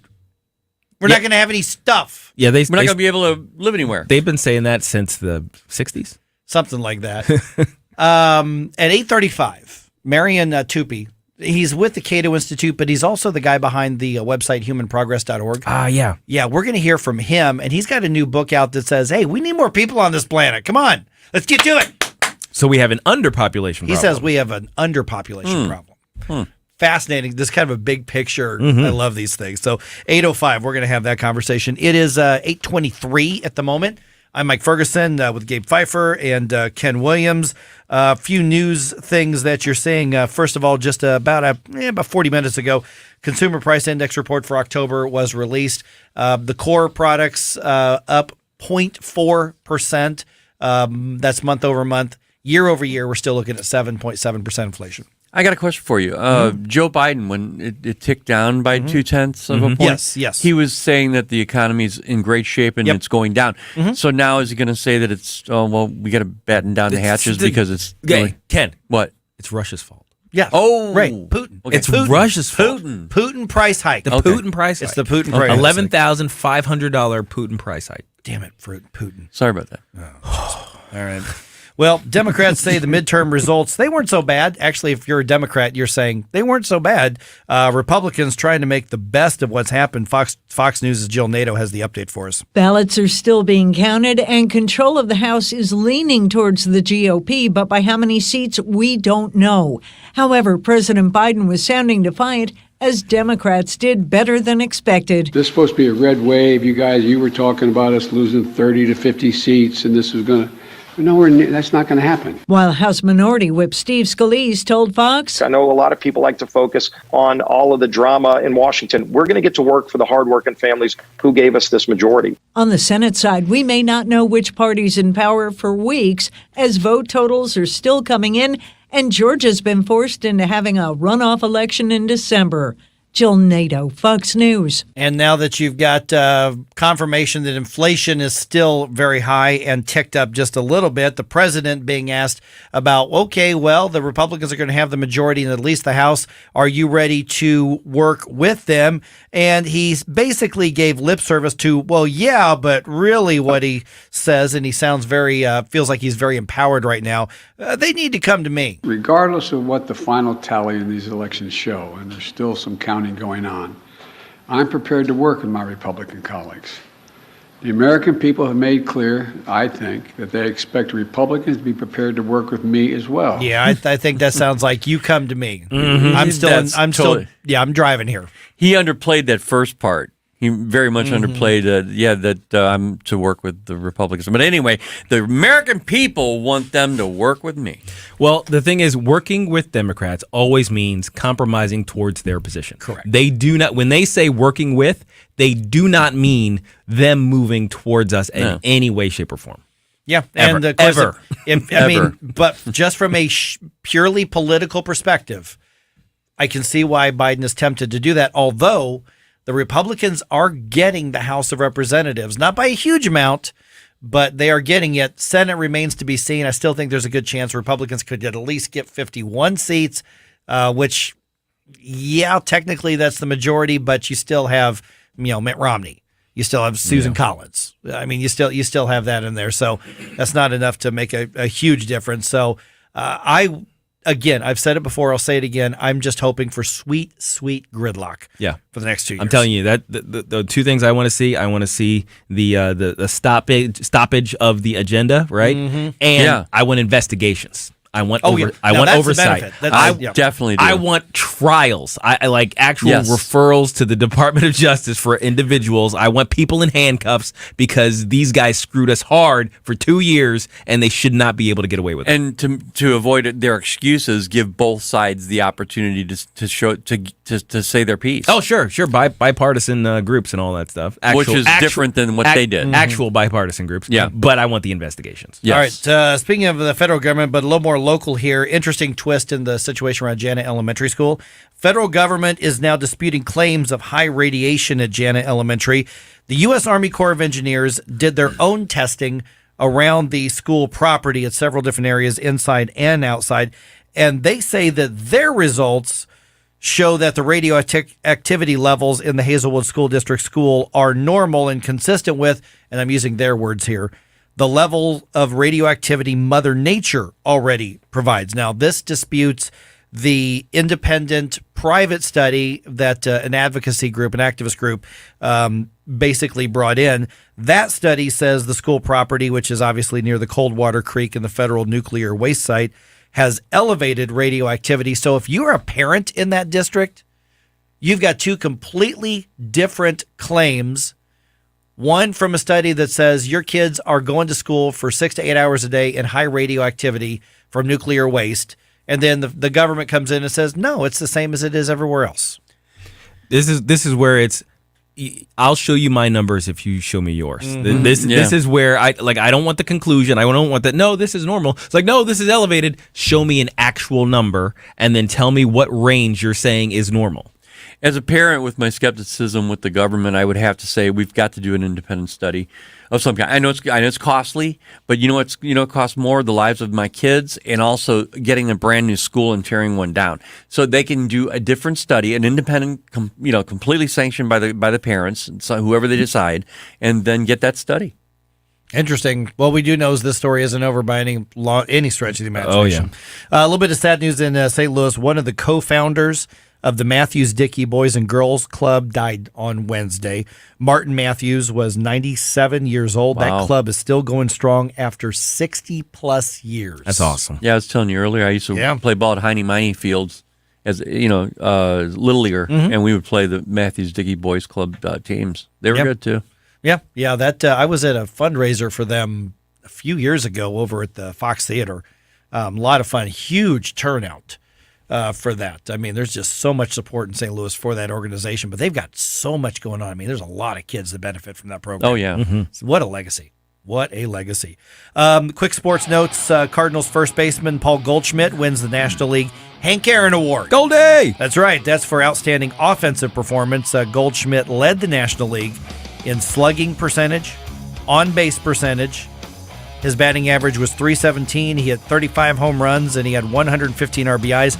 You add all that up, that is great season. That's an applause line. Yes. Aaron Judge won the award for the American League. Sweet. And also the Blues host the Sharks tonight. So hope for the best, plan for the worst. Yeah. Just ahead, overpopulation, over-schmopulation, whatever. We need more people on this planet, people. We're going to hear from one of the Cato Institute folks who said, hey, I did the numbers. We need more people. We'll talk about that just ahead. For podcast articles and more, find us on NewstalkSTL.com. Get up. It's Mike Ferguson in the morning, made in St. Louis for St. Louis. It's News Talk STL.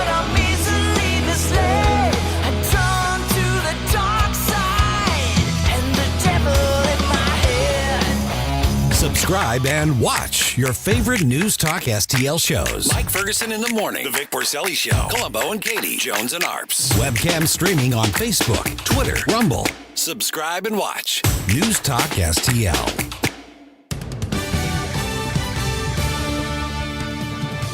From the News Talk STL newsroom, I'm Joey Vasevich. The board that oversees the Dome at America's Center voted Wednesday to recommend keeping the Rams settlement money, more than $500 million, in a fund rather than spending it all. That fund would generate earnings to pay for projects and services benefiting St. Louis and St. Louis County for years to come. The Olivet City Council has approved restrictions on facilities growing or processing marijuana following a months-long effort by residents to block pot farm odors. The council voted unanimously Tuesday to adopt a 750-foot residential buffer between homes and pot farms processing or testing facilities. A 45-year-old woman who worked as a business manager for St. Teresa's and St. Luke's schools in Belleville pleaded guilty Wednesday to bank fraud in federal court. She admitted to writing checks from the school's accounts to herself and making excess salary payments to herself. Charges were dropped against a former Lindbergh High School teacher accused of statutory sodomy by a student. Prosecuting attorney Wesley Bell's office said further investigation turned up evidence that did not support the allegations. And in sports, Paul Goldschmidt won a Hank Aaron Award for the National League yesterday, which rewards the most outstanding offensive performer. Goldschmidt is also a finalist for the Most Valuable Player honor that will be presented next week by the Baseball Writers Association of America. For in-depth coverage of these stories and more, go to NewstalkSTL.com. From the Michaels Flooring Outlet Traffic Center. It has been a busy morning. Northbound 270 still has some heavy traffic running up through 21 in Gravois due to an earlier crash. Eastbound 44, you will be stopped approaching a crash at Antire. They've got the left lane closed there. And then it was still pretty busy running in from Bowles through 270 because of all of that volume. Now we have a crash 79 southbound after Dyer that's reported to be pretty bad. 64 westbound between Kings Highway and Hanley still very slow. That's due to an earlier crash. And we have the delays again due to the road work eastbound 270 270 at the Chain of Rocks Bridge. Right lane closed. This report sponsored by Blindster.com, and I'm Joe Sonderman from the News Talk STL Traffic Center. From the News Talk STL Weather Center. Another warm day on tap, starting off in the 60s, and we could get close to the record high of 81 today. We're putting the forecast high at about 80 after we shattered the old record high yesterday. But overnight, things change in a big way as temperatures drop from the 60s into the 50s into the 40s by tomorrow morning. Maybe a quick sprinkle very early, but temperatures will be dropping through the 40s throughout the day as it becomes very cold over the weekend. I'm KMOV First Alert meteorologist Kent Earhart. Yes, Epics and Classics featuring John Anderson with the Band Geeks. May 9th, the Family Arena, Progressive Pioneers.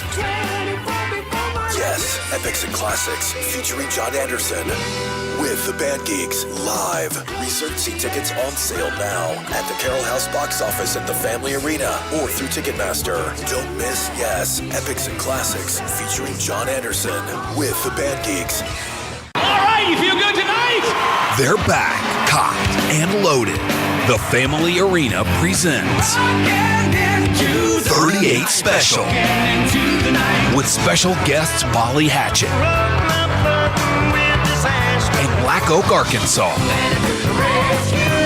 Saturday, November 19th, the Family Arena. Tickets on sale now at the Carroll House box office located at the Family Arena or Ticketmaster.com. Presented by the Family Arena.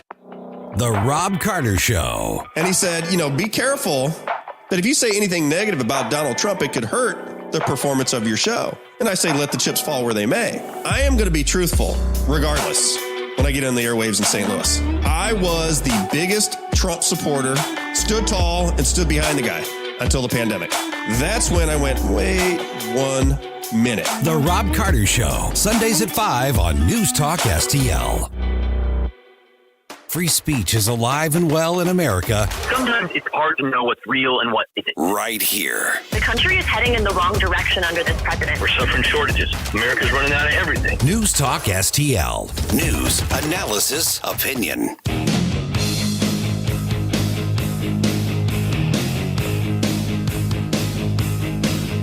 Talk lines are open now at 314-912-1019.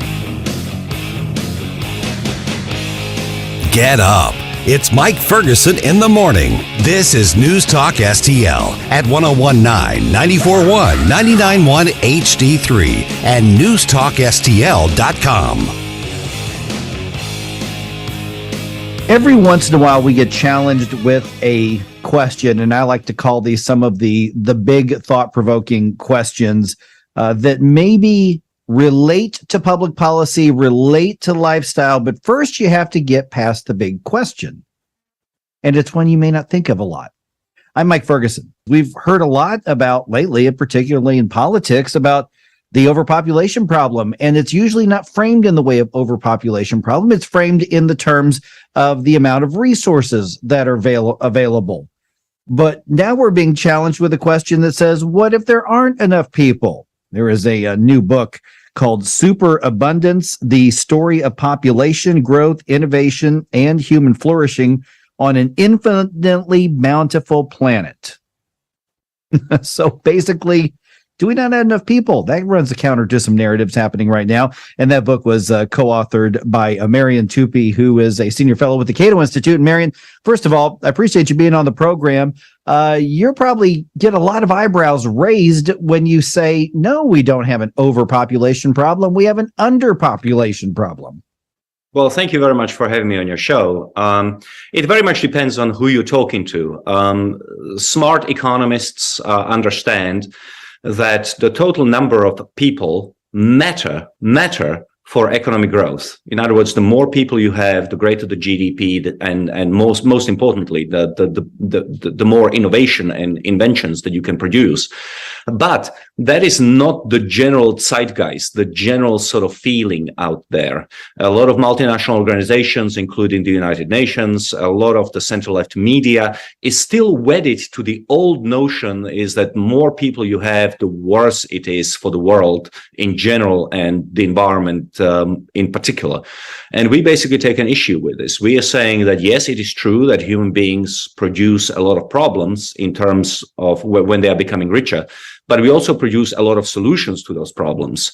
And if you are encountering a problem, the only entity capable of solving those problems, the only entity capable of having an idea is still only the human being. And so the more people you have, the more problem solvers you have.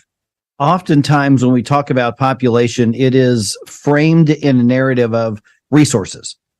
Resources are finite. There are so many to go around. The more people we have consuming resources, the sooner we run out, the sooner we do irreparable damage. What's the counter? What's the pushback against that narrative? I think a lot of people just assume is a fact and don't even question that narrative before we get to your question. Yeah, so in the book, Superabundance, what we find is that every 1% increase in population reduces prices of commodities by 1%. How is that possible? And the reason why it's possible is that it is true that the world only has a finite number of atoms, but the knowledge that we apply to those atoms, combining them and recombining them, is infinite. In other words, from a finite number of atoms, we can get infinite value for our fellow human beings. Think about something as simple as a grain of sand. It's been on Earth for billions of years. And then about 4,500 years ago, people found out that by heating sand to 3,100 degrees Fahrenheit, they could produce glass, which they first used to produce glass beads, which they traded or wore as decorations. And then they started producing glass jars, which obviously has created some value. Now, later on, we used glass in order to create window panes. And today, throughout most of the developed world, most of our highest buildings are created of concrete and glass. They're just glass. They are huge windows, right?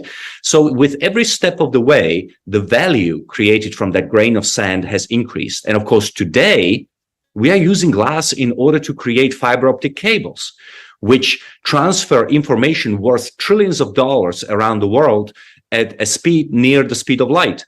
So that shows you how something as simple as sand can be used in ever more value-added ways. And we have no idea what sand will be used for in 200 years or 2,000 years.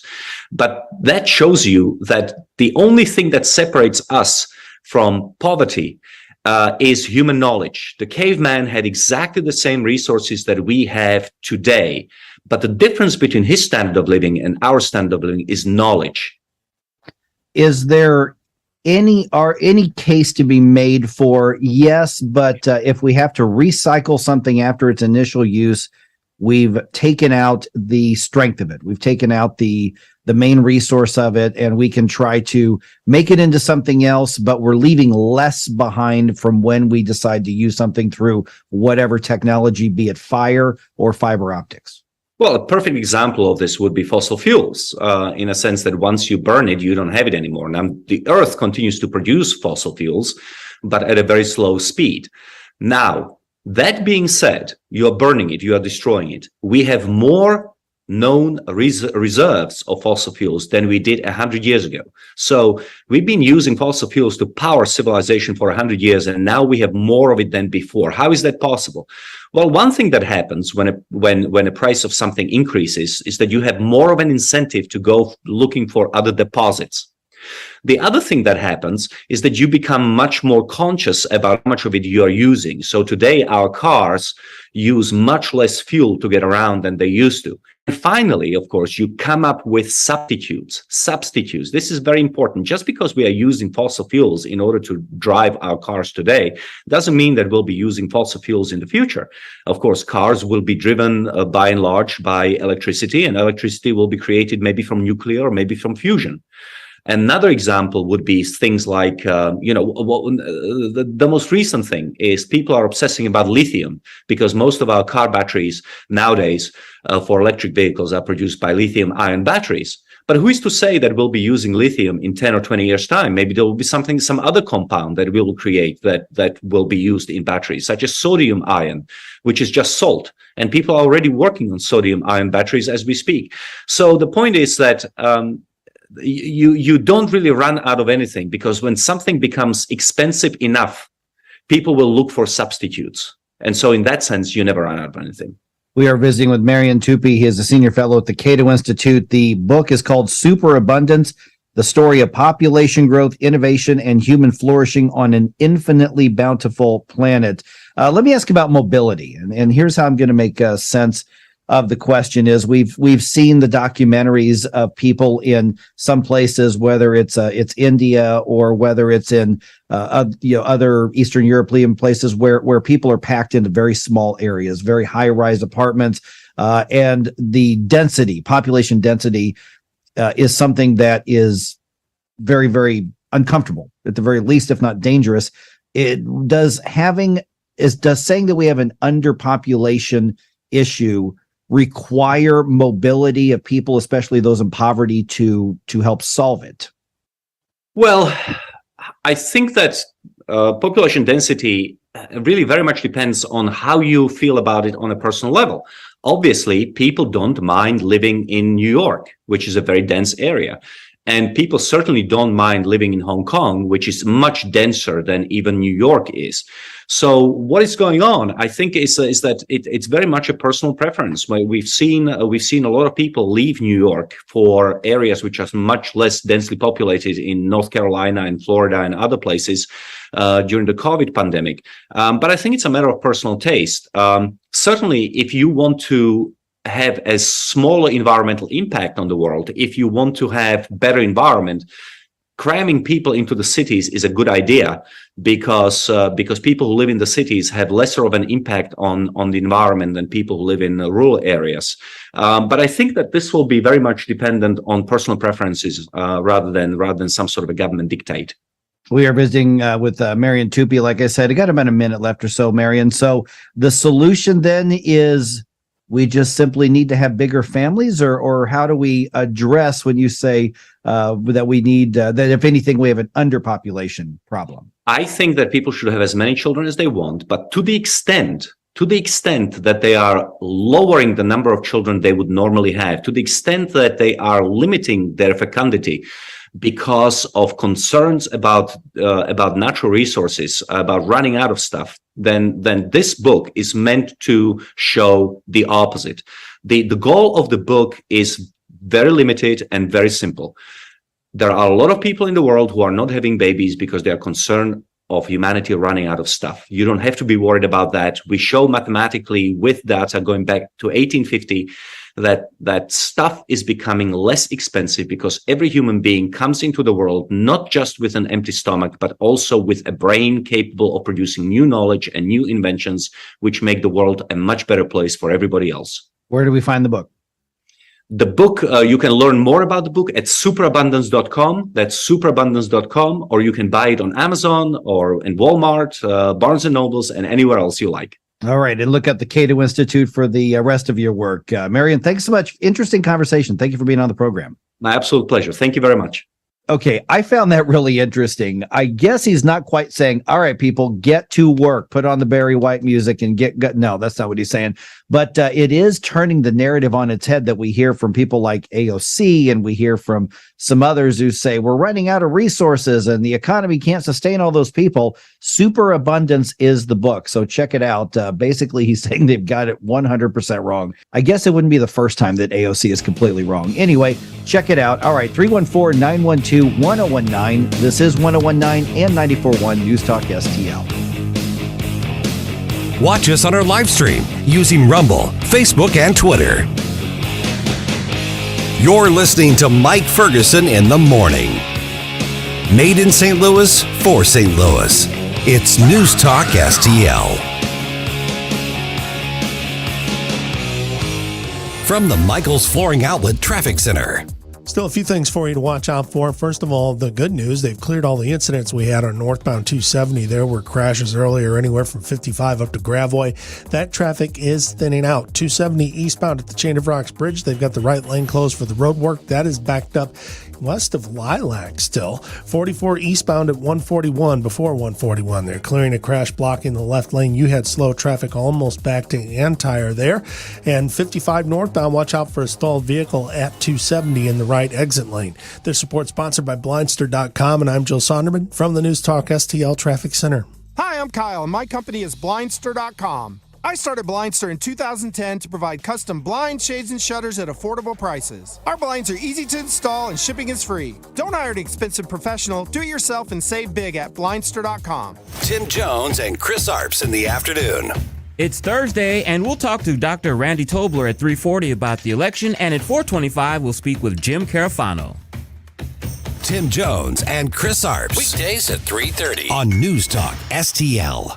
Hey folks, Tim Jones here for the best and brand new St. Louis sports bar experience in the entire St. Louis region, Johnny's Hideout in High Ridge, Missouri, located just 10 minutes from 270 and Gravois. 30 TVs, a huge game room, a great outdoor patio, the Sunset Patio, complete with the Sunset Stage and the train station bar, serving the famous Johnny Dow's chicken wings and the best barbecue in town. Open 6 days a week, serving lunch and dinner. Check it all out on the web, jhideout.com. Johnny's Hideout STL on Facebook. That's Johnny's Hideout in High Ridge. I'm Dr. TJ, owner of the Institute of Natural Health, co-owner of Optimal Nutraceuticals, and the host of Wellness 101. Wellness 101 is designed to cut through the nonsense and provide you common sense, science-based information regarding health and wellness. On the show, we discuss topics like thyroid health, gut health, hormone optimization, and many others. Our show airs Saturdays at 10 a.m. and 2 p.m. and Sundays at 11 a.m. and 3 p.m. right here on News Talk STL. For more information, visit us at inhstl.com. That's inhstl.com. Life insurance is one of those things that just about everybody needs, but few people actually have. Hey, if you die unexpectedly without life insurance, guess what? You'll leave your family with even a bigger mess. Life insurance will help replace your family's income. It'll help cover burial expenses. Life insurance can even help pay off debt like credit cards and medical bills. Life insurance can even pay for college. And if you own a business and you die, life insurance can help your business from collapsing. It can even help cover estate taxes. Life insurance has never been more affordable and needed. Plus, you can always shop around even if you have a plan and save some money. So call the Life Insurance Quote Line right now for free pricing information. 800-979-3060. 800-979-3060. 800-979-3060. That's 800-979-3060. St. Louis's new choice for conservative talk. We need change in our country right now. Live and local. They clubbed us over the head for 2 years. Yep. You want corruption? This is how we get corruption. This is News Talk STL.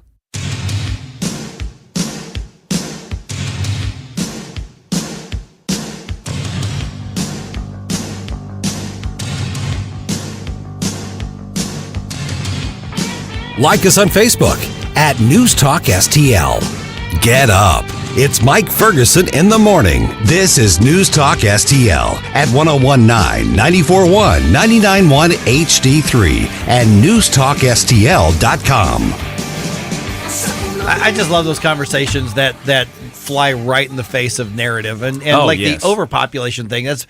When I was a kid, I was hearing about overpopulation stuff. So we're going back 50 years. Mm-hmm. Overpopulation. Oh no, there's too many people. Stop having babies. Chewing up the planet. No, we're apparently not. Yeah, apparently, and I can't remember where this number came from or where this idea came from, but I heard it. Some guy was having a conversation with Joe Rogan, and he was describing how the entire population of the globe, shoulder to shoulder, could fit in one of our cities, essentially. One of our cities. Well, I guess Los Angeles. It's shoulder to shoulder. Maybe Los Angeles. Yeah, or Rio or something like that. Well, you think about the square footage that a human takes up. Right. It's not much. But still, we've got how many billions of square miles? Yeah. Well, but the thing is, how many people can you fit in a million square miles? Well, and we have parks that are millions of square miles across, right? So that's the thing. It's like you could actually fit the population of the planet on a very small patch of the planet, and we have the rest of it to play with. So we have an underpopulation problem. I was about 12 years old, I believe, when I flew for the very first time, and before that, there was a big deal about, in a certain number of years, we'll be taking up all of the land in the United States by overpopulation. Mm-hmm. And then we got on the plane and we're flying over to California, and I'm looking down, I'm thinking, yeah, really? I mean, this is at night, and there are no lights for an hour or more. It's just As you're land. flying across. As you're flying across, yeah. And I'm thinking, I don't know. I'm 12-year-old mind's thinking, how could that be? Yeah. That quickly. Now, they always presume, well, there's this amount of land required to produce the resources that a human needs through their lifetime, kind of thing. It's like, this amount of farmland and this amount of ranch land and things like that. So they add that to the calculation. This is how much of a natural footprint a human would require, and they use that as some sort of calculation. But what they never count into it, and which is, I think, what Marion was talking about, is that efficiency makes that smaller and smaller all the time. Yeah. I wonder if there's still people that who protest, like when a golf course or a ballpark complex or something is built. Because back in I want to say the 90s, it was all in vogue to say, can't believe you're building a golf course. We could use that land to house our homeless people. One golf course could house hundreds of homeless people.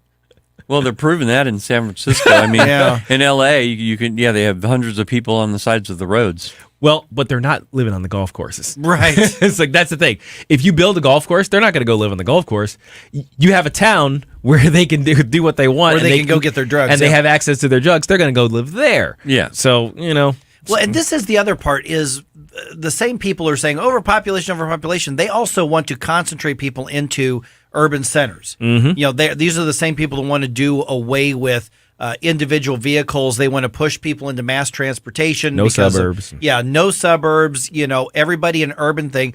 High rises, go back to the days of apartments and condos in the air, in the sky, and instead of having a neighborhood with your land and your grass and everything, so that we can preserve the planet, apparently for nobody, and then push us all into a high density area, which is why I asked him about the mobility. I said, okay, but if there are some areas that are, I mean, look at Mumbai, or you look at some of these other cities, Tokyo, you look at some of the Eastern European cities where you've got a massive amount of people in a very small area. But yeah, if you smoothed everybody out across the planet, sure, but some areas having that economic opportunity means you've got to be able to move. Yeah. You got to be able to go somewhere, and that's not possible for everybody. Yeah. That's true. But that still doesn't mean overpopulation. It just means you've got crappy economic policies that are trapping people where they are. Mm-hmm. There is that.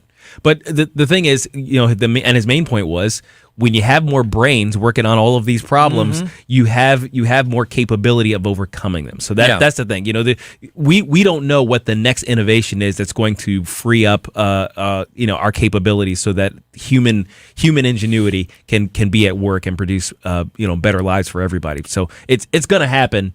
It has been happening for the past couple, 1,000 years or so. Humans have been making things better and better. I think we're going to continue on that track if we're allowed to do so. Yeah, good or bad. I mean, look at what the human mind has been capable of doing to this point, Sure. So I'm sure we can do it. Yeah, good and bad. Yeah. Well, that's what I mean. There's been both.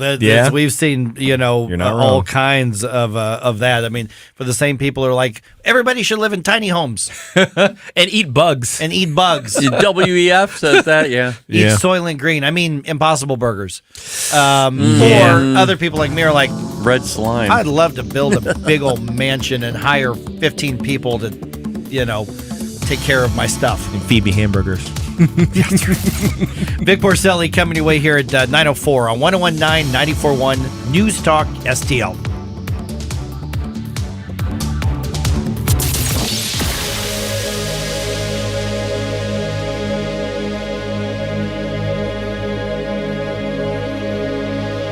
Hey, Columbo here for our family dentist, Dr. Matt Boscia at New Creation Dental Care, a one-stop solution for all your family's dental needs, including braces. Dr. Boscia uses the My Forever Smile Braces system, which straightens teeth many times in less than a year for half the price of traditional braces. Traditional braces or Invisalign can cost $6,000 or more, but Dr. Boscia only charges $29.98 for My Forever Smile, and incentives and insurance can lower the price even more, plus New Creation offers in-office financing.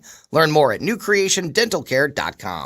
Steph's Pizza, legendary St. Louis-style pizza and pasta. Just the name makes your mouth water. Also, for your next get-together, pick up a Steph's Party Platter. And if it's Monday, you get a large pizza for the price of a small. Steph's Pizza in St. Charles County and Chesterfield Valley. Steph's Pizza is always convenient for pickup or delivery. Check them out at stephspizza.com. Tonight's a good night for legendary Steph's Pizza. How is your car payment treating you? What if I told you you could make a free phone call right now and reduce your car payment by as much as $83 a month? Look at your car payment closely. You could be paying as high as 20% interest. Rate Genius can help you reduce your car payments by reducing your interest rate to as low as 2.48% APR. We can refinance most existing car loans or leased cars, new or used, and save you money every month.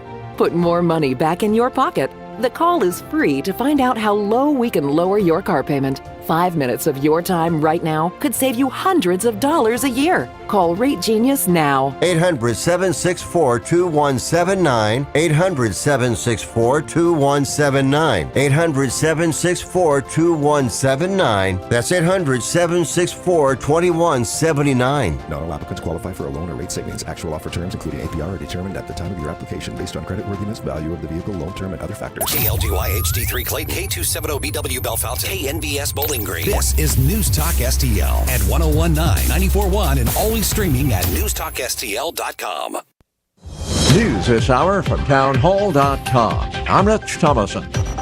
Wall Street is rocketing higher. The stock market rally fueled by the government's latest report on consumer prices. It's the latest sign the